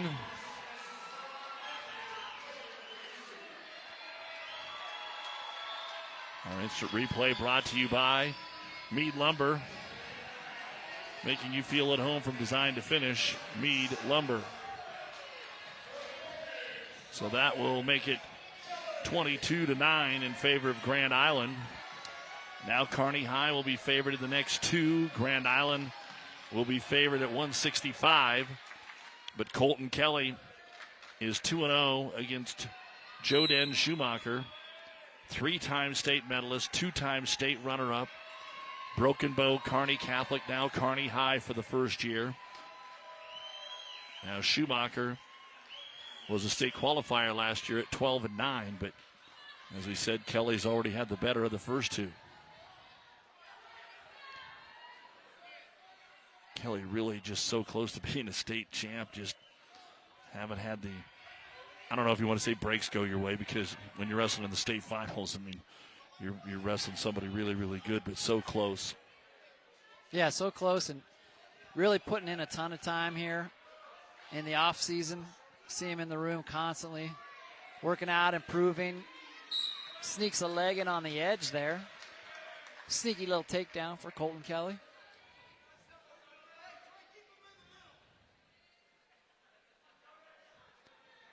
I mean, Schumacher, state qualifier, so he's been in the fire a little bit. He's had some experience. He's not going to be an easy out here by any means, especially as well as Grand Island's wrestling tonight. Kelly shakes his head there, not satisfied with the shot he took. Really trying to control the arm and wrist here. We look. Kelly trying to set up a throw by. What do you see? Well, there's what he got done. Yeah, he's trying to create something big, right? From feet to back if he can, trying to press the issue. And again, that's, kind of created by the circumstances here, right? The pressure to create. He's about ready to, I thought he was going to double him right into your lap. Yeah, but I was prepared. There's a big lift, trying to get a return there. Same situation. Yep, going to the Merkel position there. Side headlock gets his takedown. Big lead here in the first for Colton Kelly. Now you just ride this out and go into the second period. No need to cut. And Kelly leading it 9-2. Yep, build up a good lead here. Bauer wants both up. Try and create something here. Solid, but a big move if you can. Yeah, no need to go get a free 1 point. It's weird because you want to get to 15 and win, except in this duel. Yeah, exactly. You don't want to quite get there. You want to be able to get a pin. That's what we've got going here at 150 pounds for Colton Kelly, undefeated Kearney High, and Joden Shoemaker of Grand Island. They come to the edge of the mat.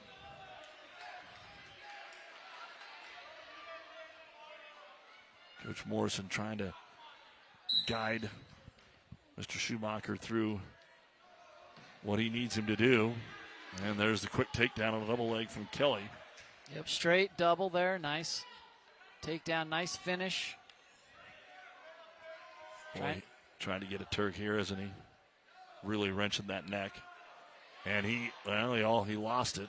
So there's an escape. Now he's got it back, and this could be the move that does it. Kelly's looking for the pin on the edge of the mat. Yep. But great job. The out-of-bounds rule just need anything inbound, so just a toe in. But, Shoemaker does a nice job rolling through there. But he's feeling it. And Kelly's really wearing on him here. I think that's it. We got to see if they put it up once or twice. That's it. And that is it. 19-3. As they threw in the near fall points, Ryan Bauer is trying to see, did they put up the 3 points twice?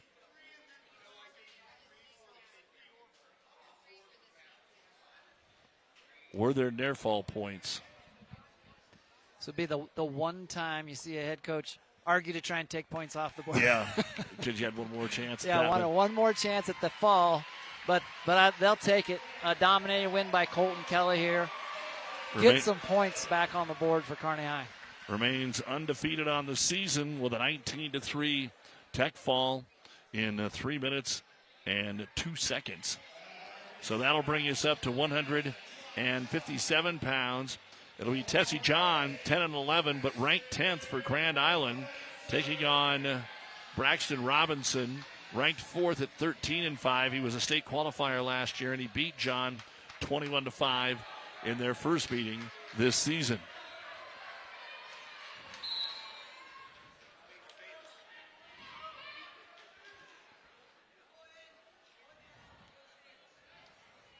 Don't they know? You're already famous, Doug.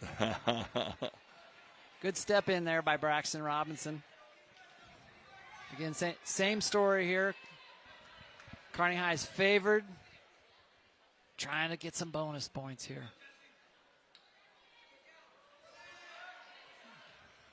Tessie John already showing some quickness here. But it's all about technique and how much of a background he has in wrestling. Yep. And Kearney and Robinson's going to get the benefit of that. But John, savvy on the edge there. I mean, that's a theme, right? We've seen that. Grand Island really very aware of their surroundings. They know where they're safe there.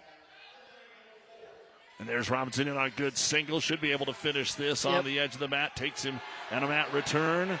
Trying to take him to his back here. Robinson couldn't quite finish it. Yeah. Doesn't want to lose control quite yet, and off the mat they'll come.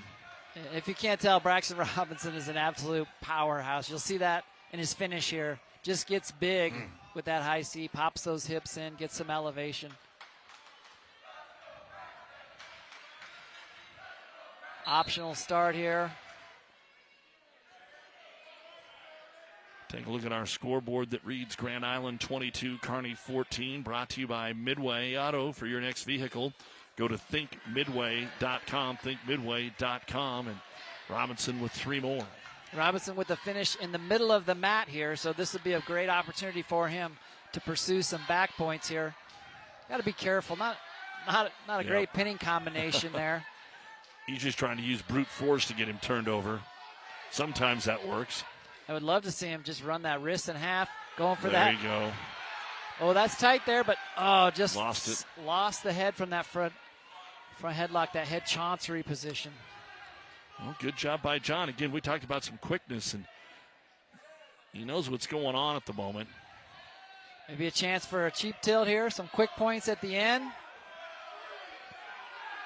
Official disagrees. He says not quite past the 45 there. So no near fall points. It ends up 6-1 here at the end of the first period in favor of Braxton Robinson, leading Tessie John of Grand Island at 157 pounds. And he's just going to let him up on the escape. As John chose down, and Robinson said, I just want to wrestle from our feet. And boy, right off the whistle, he is in on a single, switching it to a double and getting the takedown. Yep. He's going to go ahead and cut him, let him up here. I look to see him go back to that head chancery position, try and explode through and go feet to back with it. Braxton's dad, Josh, was built just like Braxton. He was a teammate of mine at Kearney High, but he was only, I think, a 112-pounder and as strong as you could be, and had one nasty head chancery. So I'm very confident that Braxton knows how to use it. Had a stall warning on John, kind of backing up every shot. He hasn't really taken any aggressive offense. It's been all Robinson on the offense so far in this match, which is understandable. John went off the whistle at the very beginning. The first 30 seconds he was getting into it, but now after being taken down time and time again, and it's the same leg, Robinson's been on the same single every time. Another cut.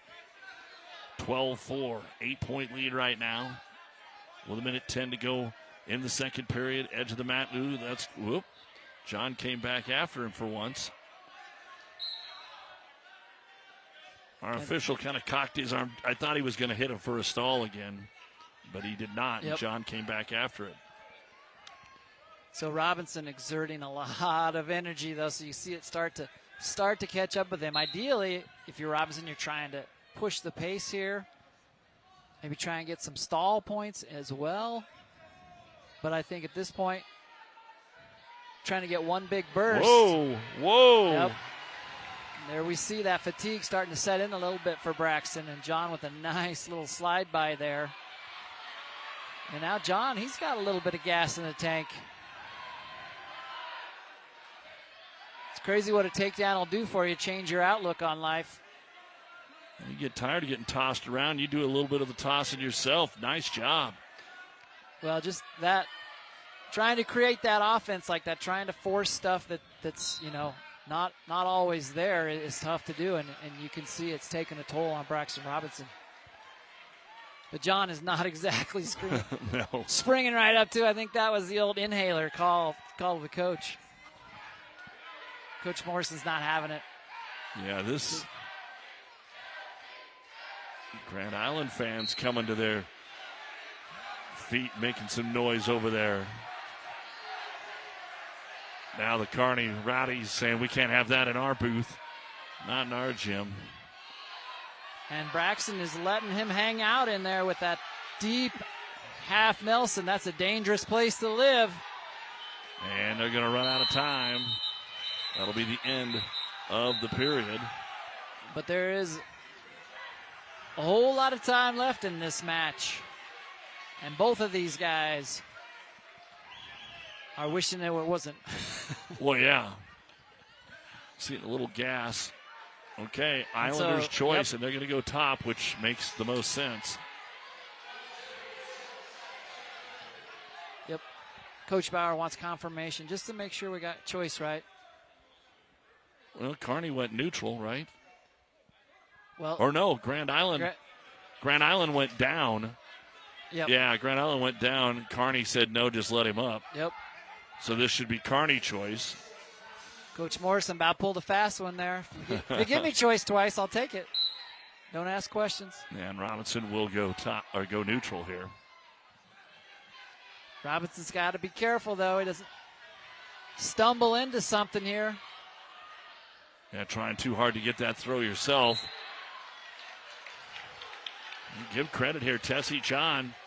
Looked like this thing was almost over. And he comes back with a takedown and has been in a little bit of control here for the last 40 seconds.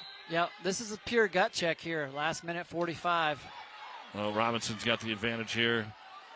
Yeah, just a simple fake, hand fake there. Had John almost to his belly. He's got to be careful here. Be careful for a fireman's carry. A little short carry by John. He's got that length. Gets his hands locked easily. This match is far from over, Doug, and John has the momentum right now. Robinson very lucky that John didn't hang his toe in there. Yeah, that was close to another takedown. Grand Island was hoping for the three, knowing that they weren't going to get it, but and there's that Grand Island crowd. Yep. The wrestlers, the coaches getting that going. Showing up big here. Robinson with a nice short drag attempt there. Both guys are just spent here. Head on the mat. John tries to steal a go behind here. Robinson in good position. Robinson.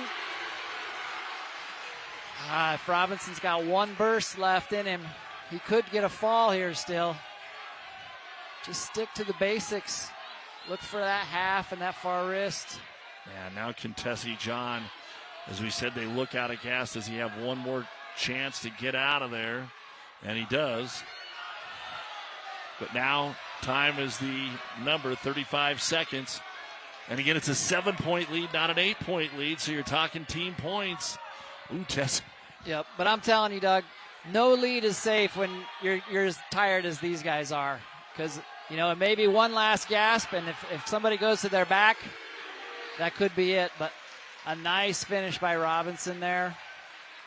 Trying to continue to seal the deal here. And you just kind of hang out there, yep. Right? There's nothing more you can do.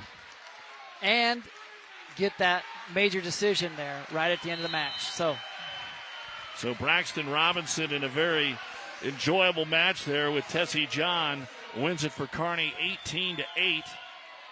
And that'll put another 4 points on the board for Kearney, and it closes the score of the duel to Grand Island 22, Kearney 18. I'm just looking really close here. Man, I got Kearney favored in 2 of the remaining 5. Grand Island's going to be favored right here. And then you probably have 2 toss-ups. Yeah. So this is still anybody's duel. You said it. So coming out will be Cade Abbey, a 2-time state qualifier for Kearney High. He's 13-8 against Caden Harder, 3rd place medalist last year, 19-2 this year, ranked 3rd in the state. He pinned Abbey in their previous meeting this year. Yep. Tall task here for Cade Abbey. And it's kind of almost, I hate to say it this way, but Kearney they're here in Kearney. It's their stage duel. The crowd needs to get into this a little bit more. I do have to admit, the Grand Island crowd is kind of taken over. There's no need for it to be quiet, that's for sure. Edge of the mat, Harder. Abbey faced him, so no points. Yeah, Abbey needs to continue to wrestle on the edge there. Very, very close to a takedown and more. Islander coaches didn't like that. They thought there should have been a takedown. But that's what coaches always think, right? Oh, absolutely. Another nice shot by Harder on the edge of the mat.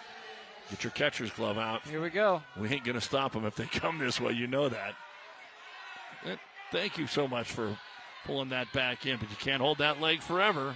Well, I mean, Harder's doing what he's supposed to do. Yeah. Yep, drag him back to the center if you can. Get as close to the center as you can, and then go ahead and finish. So take down there on the edge of the mat to take a 3-0 lead. Our high school wrestling is brought to you by O Street Carpet. Steve Carper and the crew at O Street Carpet. How many of these kids have wrestled on carpet when they were so little they didn't even have shoes to get after it? Now they're out here on the mats. Yep, every single one of it. All starts in the living room. Carpet burn, mat burn, it's all the same, right? That's right. Build that toughness, build that grit early. Harder's got to find a way to get him staying on the mat. He pulls him over, they're going to be out of bounds anyway. Yeah, so a definite role reversal here where Grand Island is the heavy favorite, trying to go for bonus. Kearney High trying to limit that damage. As Harder not able to get any backs there. So, if you're Cade Abbey, that's a successful first period here. Carter Peterson, Peyton Meyer, they're next. They split this year. That's one of them, I would say, toss-ups. And then Bailey of Grand Island and Florell of Kearney, the number 2 and 4 ranked wrestlers. Florell coming off injury. That's got to be another toss-up, I would think. And Kearney probably favored in the other 2. Definitely going to be favored at heavyweight. And Lundgren ranked 3rd and Nelson 10th.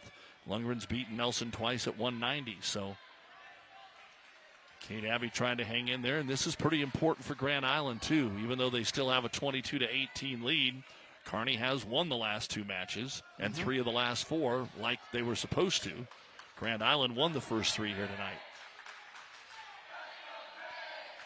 Little recap in case you're just joining us. Riley Peterson got a late takedown to get a major 4-0 over Victor Reyes. Grand Island, Austin Gates, 12-4 over Hesvin Verdusco, which was, 4-3, 5-3 going into the final moments, 5-4 going into the last 10 seconds, and then Verdusco had to make a move and got thrown to his back. And so 12-4 there. Then Rusty Rodriguez and Jamison Small. Rodriguez was trailing late in the match and ended up getting a pin at the 5:51 mark. It was Caden Kowalik, an 18-5 win over Aiden Kibler of Grand Island. Then Jackson Draves, a 6-3 win over Jacob Weiler of Kearney at 132. And again, we're going to run out of real estate here, aren't we? Yep, Harder doing a great job. Pressure on top, really digging those arms. Got that cowboy ride, wrist across the back, but again, and a role reversal here. Abby knowing where he's at. Zayn Green was a winner by tech fall for Kearney, 19-4 over Hayden Klimek. And then Gavin Peterson picked up his 100th win with a pin in 4:48. Excuse me, that would have been a tech fall in 4:48 over Cooper Ritz of Kearney. Colton Kelly of Kearney gets a tech fall in 3:02 over Schumacher of Grand Island. And then you just saw Braxton Robinson, an 18-8 win over Tessie John of Grand Island. Oh, that's tight. Half Nelson there, and Harder smells blood in the water, runs for it, jumps that half, and gets the fall for Grand Island. And shows off the GI to the bench and the crowd. A pin in 3:53 for Caden Harder. And 6 big points for the Islanders. That makes it 28-18. And for every action, there's a reaction. He runs that wing. Cade posts out with that right arm, and Harder sees it, jumps half. Game over. All right, let's move on to 165 pounds. Caden Harder of Grand Island just picked up the win at 65, so we moved to 75. Carter Peterson of Grand Island, two-time state qualifier, ranked 8th at 15-5. Peyton Meyer of Kearney, ranked 7th at 13-6. Peterson won the first meeting. Meyer won the matchup last week, or last time out at the Fracas, and Meyer's in on a shot right away for the takedown. Nice slide by Peyton Meyer. Just a sophomore, really good athlete, strong kid, and he's really grown by leaps and bounds here just this year alone. And see him come out with a quick start here, but potentially dangerous there, wrenching on that arm into the shoulder area.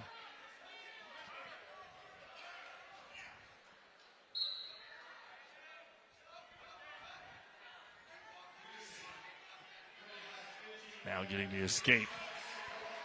Coming to his feet is Carter Peterson, and we get after it again. Yeah, I mean, Kearney High could potentially win 3 of 4 here. It's going to take a lot for that to happen, but it's certainly not out of the question. They need to win some toss-ups, or at least one of them. They certainly do. 4 matches to go and down by 10, and Grand Island doing what they kind of on the pace of what the last time was. 36-26 is really the pace we're on again, too. Yep, and probably some bonus for Kearney High somewhere if they can get it. Another potentially dangerous on the edge of the mat here. 3-1 Meyer. 46 seconds to go here in the first period. Again in the girls, Kearney won the stage duel today, had a lot of pins both ways. Kearney was up 45-12 and won at 45-36. Grand Island getting the 24 points on the last 4 matches.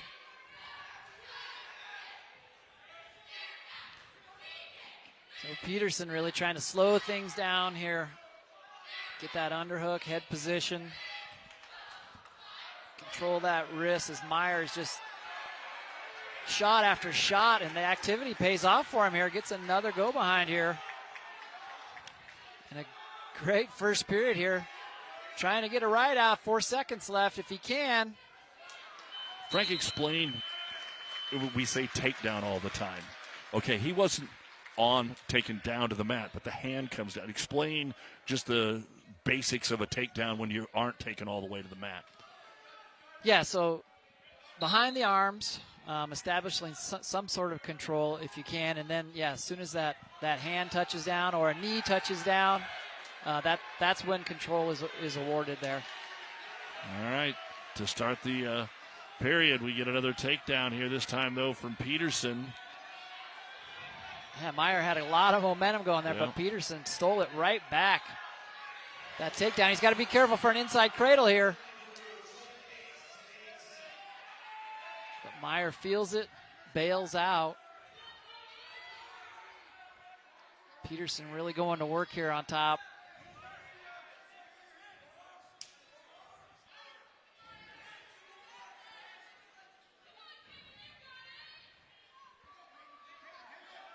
Kearney and Meyer still with that lead, 6-4. With a couple of takedowns in the first period. Again, these two have split their two matches. Meyer getting a little floppy on the bottom there. Trying to get something easy, trying to roll through, but needs to be a little more solid than that. Peterson putting a tough ride on top here. Again, a lot of familiarity between these teams, not just because of where they're at, but they've seen each other. This is the fourth time this year, as much as they possibly could have seen each other. Sure, and yeah, what's more is, Coach Morrison joked about it, but it's probably true. They could see each other, another 5-6 times before the end of the year. Well, they head to Atlantic, Iowa, does Grand Island next weekend. Then they have the conference meet will be at Lincoln Southeast. They're also going down to Yukon, Oklahoma. Grand Island is towards the end of this month. So they're seeing everybody, and they always have. There's a stall warning against Grand Island. Meyer getting the escape. Yep, there's referee wants to see a break, a clean break by the bottom wrestler there, even though he had turned and faced, and finally you see it by Meyer there. So this toss-up match goes to the third period with Peyton Meyer of Kearney leading Carter Peterson of Grand Island 28-18. For Kearney, they're also going to hit the road for a while. They've got that duel with Lincoln East coming up on Tuesday, and then the Tournament of Champions out at Eagle Crest, Colorado. That's something new for Kearney High.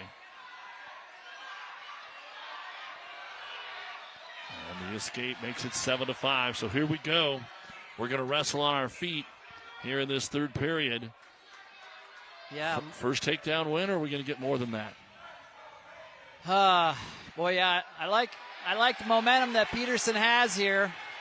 Meyer came out hot, but seems a little bit fatigued, but he's in a good spot here. He can't step over too far on that whizzer. He's got to be careful with that seatbelt position. It's going to get hipped over, and Peterson does it. Can't give up the fall, but he does, and Peterson. Grand Island does it again. Not only do they come from behind, they come from behind with the pin in 4:41 for Carter Peterson. And that'll make the score 34-18. And now that almost clinches the duel here. Obviously, there's still 18 points up for grab, but I don't expect Ryan Bailey's going to get pinned.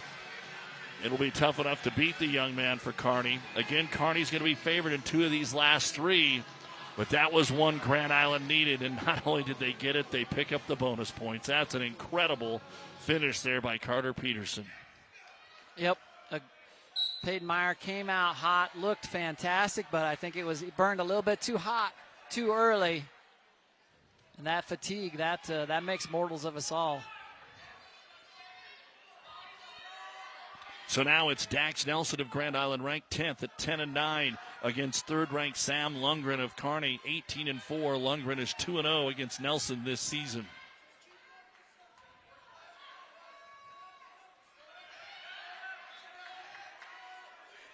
Lundgren, nice job getting big there from that position.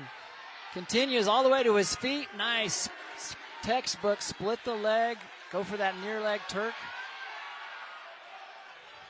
Trying to get backs if he can. You can see the Grand Island coaches in the background. Yeah, a lot of these coaches, they wrestle every match.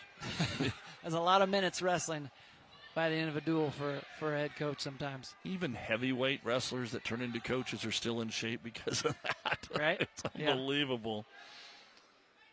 And again, good crowd on hand here tonight for the stage duel. Estimated of 1,000 fans at least, upstairs, downstairs, on the stage. And we're so glad you're along with us here on News Channel Nebraska Television. Doug Duda along with All-American Hall of Famer Frank Kuchera, Danny Alvarado, our producer, and, of course, the entire crew here working the cameras and everything else that goes on behind the scenes. When we do get done, we will be talking with the victorious coach and our wrestler of the night, brought to you by Nebraska Orthopedic Center. Still a little ways to go, but Kearney High not only has to win this match, they need to win by pin to stay in the duel. And they do. Lundgren's putting in some good work here on top. Kind of a power half here, but it's like he's really just kind of going for a tilt if he can get it, but his hips are falling off a little bit too far. Yeah, he yanks there him we back. go. Yeah. There he gets that anchor in, gets that far leg in, and time is up. So the end of the first period. Lundgren of Kearney leading Nelson of Grand Island by a score of 3-0.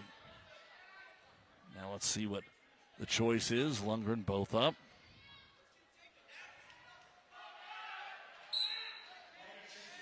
And just, I had to double check this, Frank. Kearney has had the majors, but no Grand Island wrestler's been pinned yet.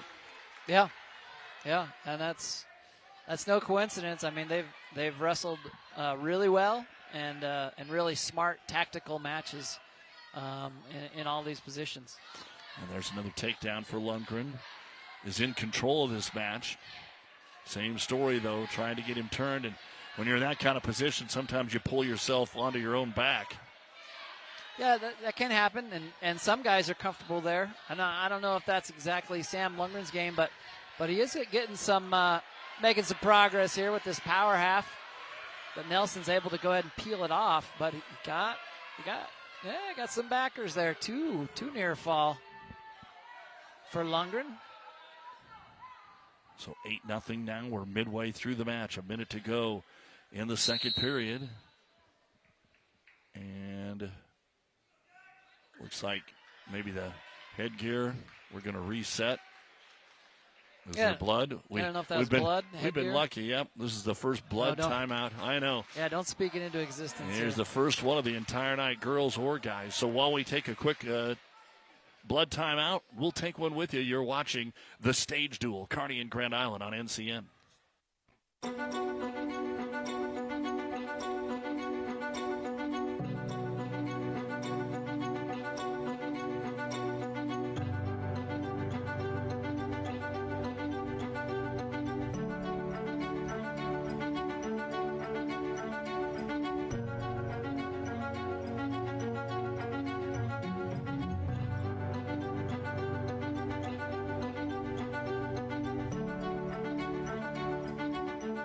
This broadcast is brought to you by Midway Auto. For your next vehicle, go to thinkmidway.com. And by Schrock Medical, a fully integrative medical clinic in Kearney. Their expert medical team can treat every member of the family. It's the best time of the year to order a new John Deere self-propelled windrower from Landmark Implement during their early order program. Hay harvest is a race against time. Order a new John Deere self-propelled windrower to harvest your hay quickly and efficiently while promoting quick dry down for high-quality hay. Now is the time.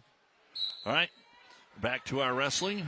Thanks to Landmark Implement and all of our many fine sponsors. Sure appreciate them being a part of a high school sports, including tonight's high school wrestling duel, the stage duel here at Kearney High. Doug Duda, Frank Kuchera with you as we are in the 190-pound weight division. 2 more to go after this. Grand Island close to clinching things here. Kearney won the girls. Our featured match at 2:15 between Ryan Bailey and John Florell coming up next. But again, what we were watching here, Kearney would get 4 points as it stands right now, 34-22, which means then they would have to win the last 2 by pin. So Kearney needs to find a way to not only win this, but they need at least one more bonus point and would love to get a pin. But Nelson isn't doing much down there and doesn't need to. No. Lundgren just hasn't been able to turn him. Yep, Lundgren's doing a good job. Stay patient here. Yep. I mean, it's a big ass. Grand Island has. Yeah. Right? Grand Island has stayed patient. Yeah, very much so. It's a big asset, ask every guy to go out and pin, especially when you have to have them here. So at this point, just let your guy, hey, do your thing, Sam. Go out, wrestle wherever you're comfortable with, and maximize those positions as you can. I think Grand Island chose top here, Frank. Someplace that obviously Nelson hasn't been able to wrestle from yet in this match. Well, yeah, and there are times when you feel like that's your best advantage, so you'd be silly not to put yourself there if you actually had the choice. Power by Lundgren, pops those legs out, makes it 9-0. A minute 30. This little ankle pick attempt there for Lundgren. Lundgren control and center. Seems a long way away from a tech fall here, but one move could get it done. The old 6-7 point move. In on the single.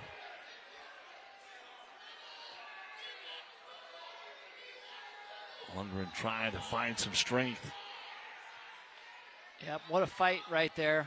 That's a battle right there. Just there's some technical points that could be utilized here, but these guys are just kind of grinding it out here, and good work by Sam Lundgren there, slow and steady. Gets that ankle hook. Now he's got to get his head to pop out. Can just post off. Yep, there it is. But now what do? What's the strategy? Work up, now he's turning it up. Look for the fall here. It's tight. He's got it. And it's not over yet. You said be patient, Frank, and that's what happened. Grand Island getting a couple of those late pins. Here in 5:30, Sam Lundgren keeps his duel competitive. Yes, the Bearcats are on life support, but it's not over till it's over. 34-24. Kearney still has to win these two. And again, you've got our featured match of the night coming up here at 2:15. Fourth place at state last year. Ranked second to the state at 17-2 at 215 pounds for Grand Island, Ryan Bailey. And for Kearney, ranked fourth at 5-1, John Florell. Fifth place last year at state. They haven't seen each other this year because, we going to get a change? Yep. And so here's the gamesmanship. Okay. And this is what the Islanders did last duel too, as well as bump up Bailey up to heavyweight for a better matchup for them to ensure a win up there rather than a toss up here and a potential loss at heavyweight. So we're not gonna see that matchup that we were hoping for, but it's smart. I mean, that's why you bring the extra guys. That's why you weigh them in. And that's why they're here in this position. So, but great opportunity for 6 here for Florell. So Salpus is going to wrestle here for Grand Island. See, Frank, if you can catch his first name over there. We did not get that even on our deep program here. Yep, Cole Salpus. Cole Salpus for Grand Island will be taking on John Florell of Kearney.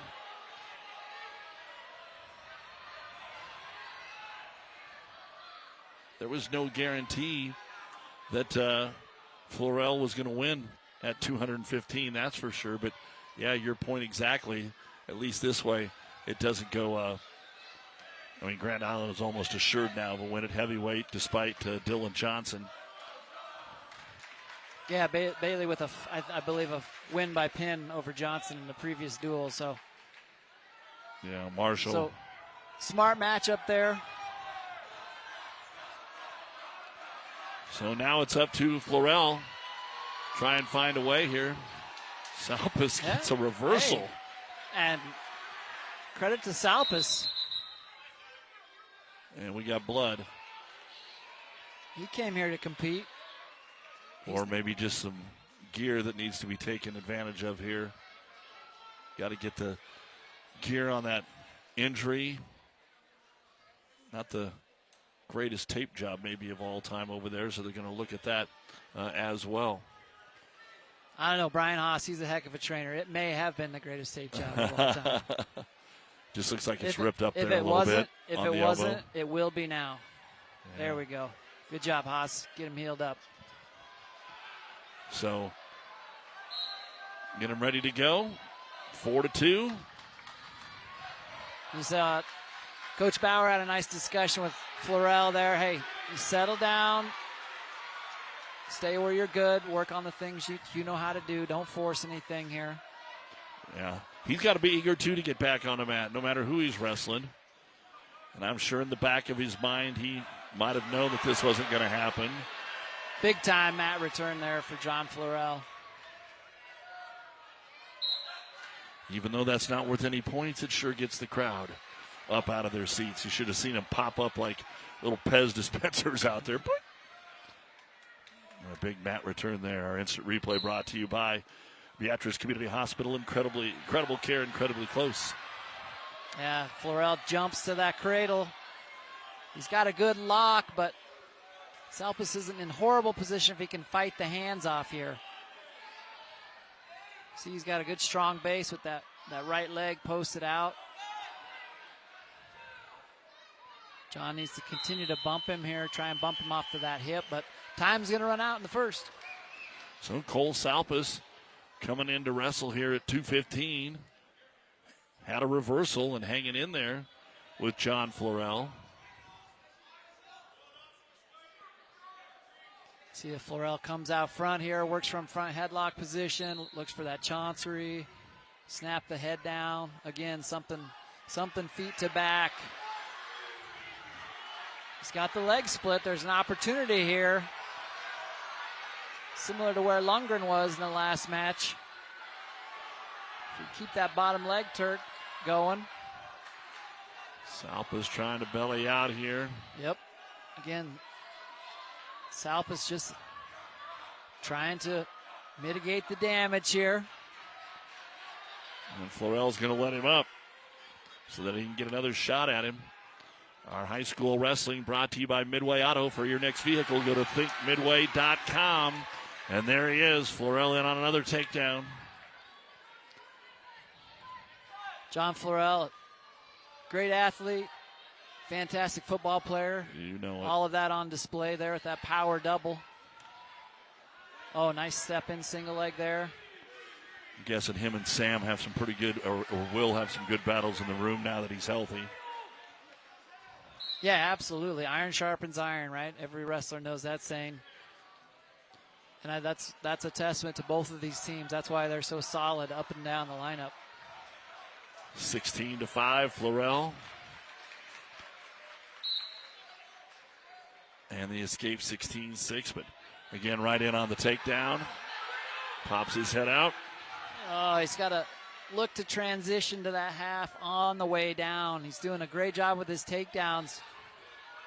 But needs to flow right there. Go, shoot that right arm up to the half as you're going down. So you're anticipating that because that elbow's up every time. Here's his last chance, Florell, because a takedown will get you a major decision if you can't finish it in a pin. 25 seconds to go here in the second period. So in on the double. Oh. And just immediately went to his belly. And another, this may be the most majors I've ever seen. Kearney finally did get their pin, but in his return, John Florell picks up the 22-7 tech ball in a time of 3 minutes and 41 seconds. And that makes it 34-29. And now Dylan Johnson, ranked 8th, 13-10 heavyweight for Kearney, is going to be taking on the big man, Ryan Bailey, bumping up from 215, but that's not going to be a problem for him.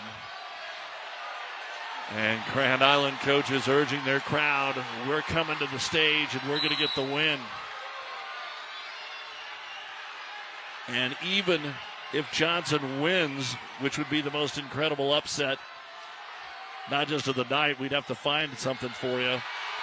It wouldn't be enough to win the duel. And Bailey's going to make it quick work. It's got to be a win by pin for Johnson. And that's it. And Grand Island wins it again over Kearney, 40-29, as Bailey with the quickest pin of the night in just 20 seconds. What a performance by the Grand Island Islanders. Coach Morrison, he had this calm about him. He just was ecstatic about how great of a week of practice they had. It's like he could feel something special tonight, and that's what they put together. And they won all the toss-ups, and they won them in a big fashion. Well, we're going to take a look at our high school wrestler of the night and our coach with Joey Morrison, brought to you by Custom Sports. From screen-printed T-shirts to jerseys, they have what your team needs to look great. Check them out at CustomSportsCO.com. And we'll be back with the postgame in a moment. It's the year-end savings event at Schaefer's, and the deals are bigger than ever on top-name appliances. If it plugs in, it's on sale. Stay connected with the smart Samsung Family Hub refrigerator. Take on laundry day with powerful, time-saving technology and bring gourmet performance home with Samsung's precision cooking. They're all tagged with savings and free local delivery. It's the year-end savings event going on now at Schaefer's. The postgame show is brought to you by Custom Sports. Check them out at CustomSportsCO.com. This broadcast is brought to you by Western Oil. Make your first and last stop to and from the game at your nearest Speedy Mart or good-to-go convenience stores today. And by News Channel Nebraska. Want to know which games we're televising each week? Follow us on X at NCN Sports. From the heart of Nebraska to across the state, RMV Construction is building more than just structures. We're building trust. RMV Construction has grown from humble beginnings to become a trusted name across central Nebraska and beyond. With unmatched craftsmanship, cutting-edge innovation, and an unwavering commitment to customer satisfaction, we deliver projects on time, on budget, and above expectations. Trusted, local, proven. RMV Construction in Kearney and Lincoln. Let's build your vision together. I spend with purpose because I bank with purpose at Liberty First Credit Union. With my Liberty Plus checking account, I can earn extra cash just for spending on everyday things, like groceries, online or in-store purchases, and lunch. At Liberty First, anyone can join, so start earning money to spend on the things you love. Start banking with purpose. Start banking with Liberty First Credit Union. Hey, well, welcome back. We're just talking here, Doug Duda along with Joey Morrison, victorious coach at Grand Island. And, Coach, congratulations on the victory. I mean, all the things that go along with it. We were talking about the stage duel. We were talking about the rivalry. Coming on the road, getting Kearney for the second straight time has to be pretty satisfying. Yeah, Kearney's not an easy out. They bring it every time. They're super well coached.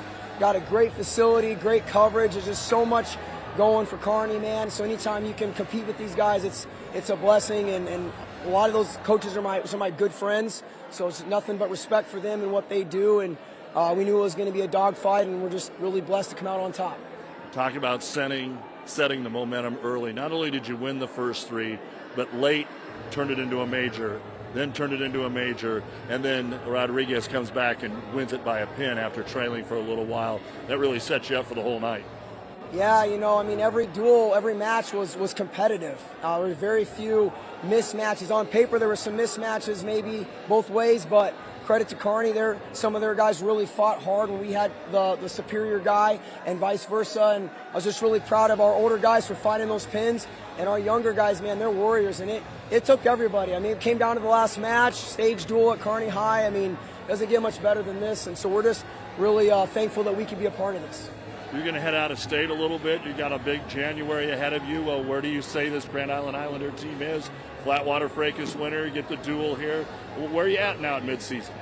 I like where we're at right now. It's obviously great to come out with a win, whether it's Kearney or anybody, but it's part of the process. This was a really big test for us. At the end of the day, it's going to be who shows up at districts and state, and they're in our district. So we'll have to be ready. It's definitely not kick your feet up at all. It's nice to enjoy this one, but there's so many good wrestlers. Nebraska wrestling has elevated so much in the last decade, and it's just a constant. It's part of the fun, but just again, credit to our guys for embracing the atmosphere. I told them, that the best guys, whether it's football or basketball or wrestling or anything, when the lights come on, you got to rise to it. And I was really happy with our guys tonight for rising to the occasion. We're going to talk to Ryan here in just a sec. Tell me a little bit about this young man. Oh, man, Ryan Bailey's been a GI grappler in our youth program since I can remember. And he's been a great individual, great young man, and he's really matured this year, both as a student and as a wrestler. He's become a strong leader of our team, and he's on a mission this year, and he's just really just a special young man, like I said, and comes from a great family, and we're just really excited to see what he's going to do the next 2 years. Joey, congratulations. We'll see you down the road. Thank you. Appreciate it. Joey Morrison, head coach of your Grand Island Islanders, and let's welcome in our wrestler of the night. Didn't take long for Ryan Bailey to get things done. You wanted to put this thing away and get that crowd on its way home. What a night it was for you guys and the Islanders. Yeah, it was fun. The atmosphere was great. It was loud and had a good time. What's it like coming in and winning on the road and against your rival?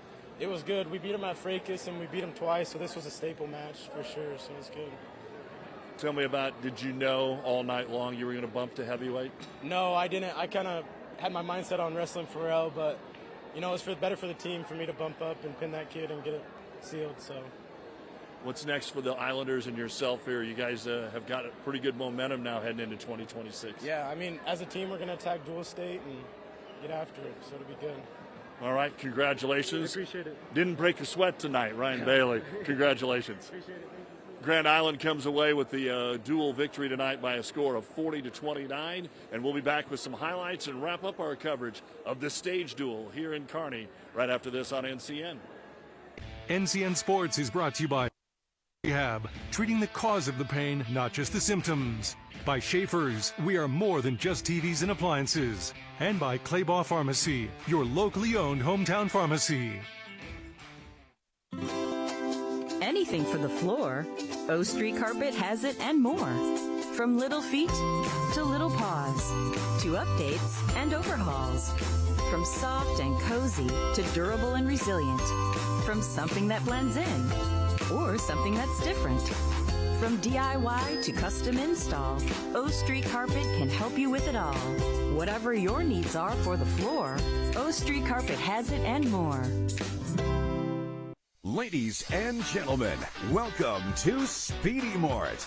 When you have to fuel your journey and feed the crew, whether it's many or a few, Speedy Mart is fresh, ready, super clean, and convenient. Here, customers can expect the highest quality fuel that they deserve. And when you make a pit stop, it's gotta be fast. Easy in, easy out. Speedy Mart for the win.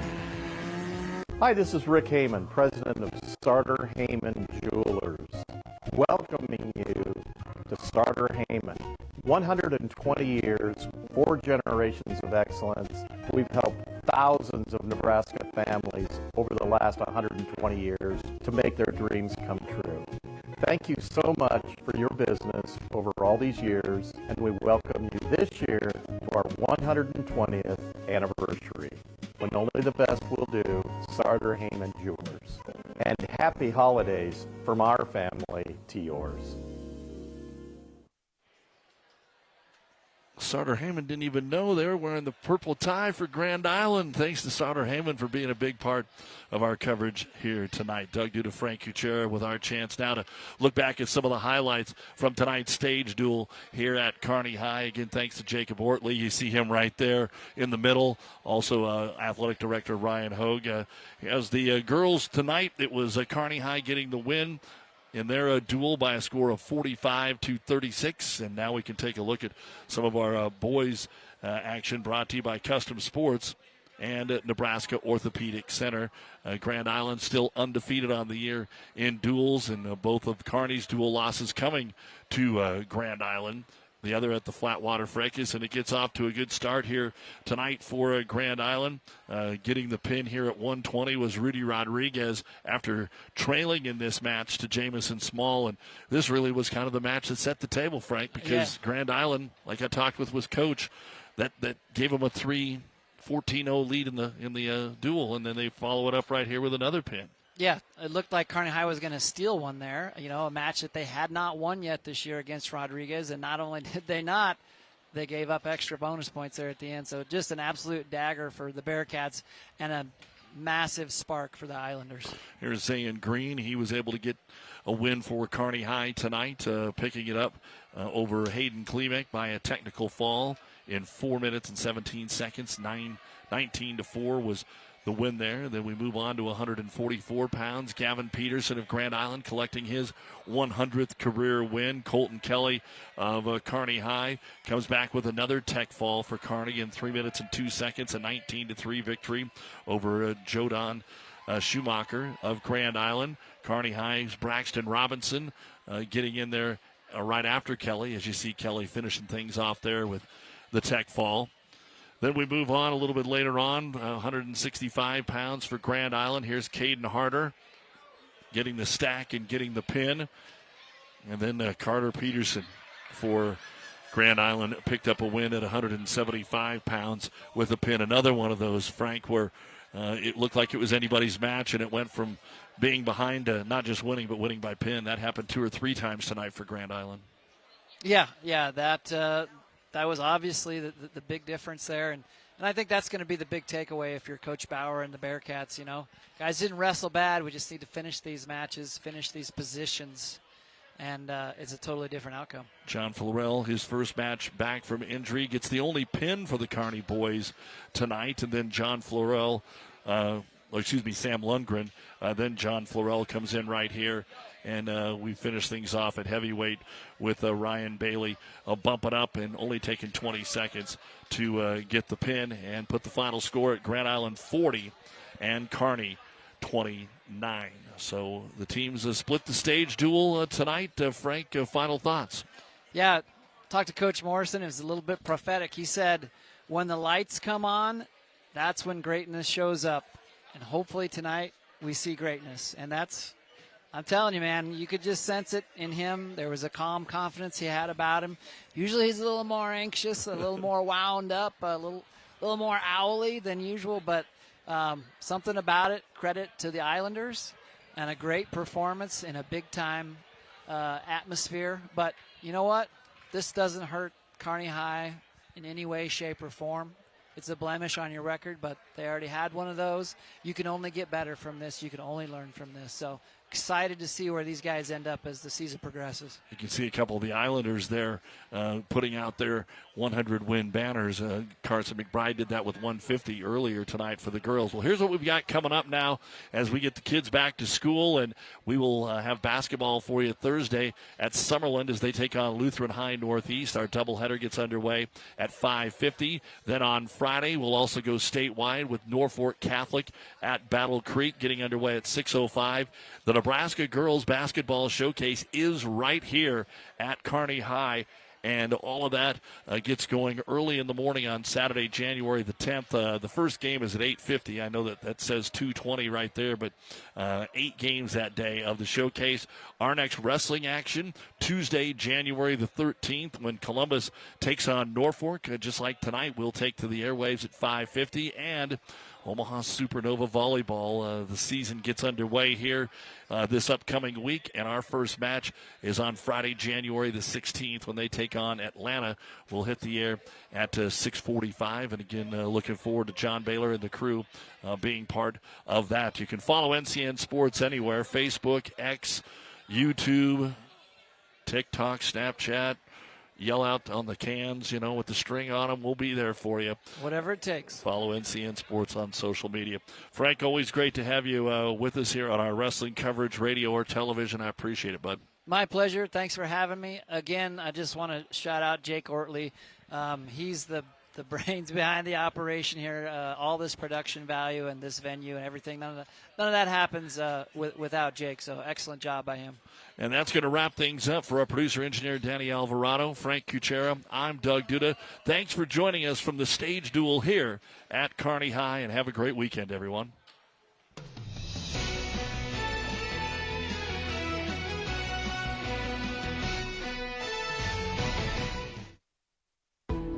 We now join regular programming on News Channel Nebraska.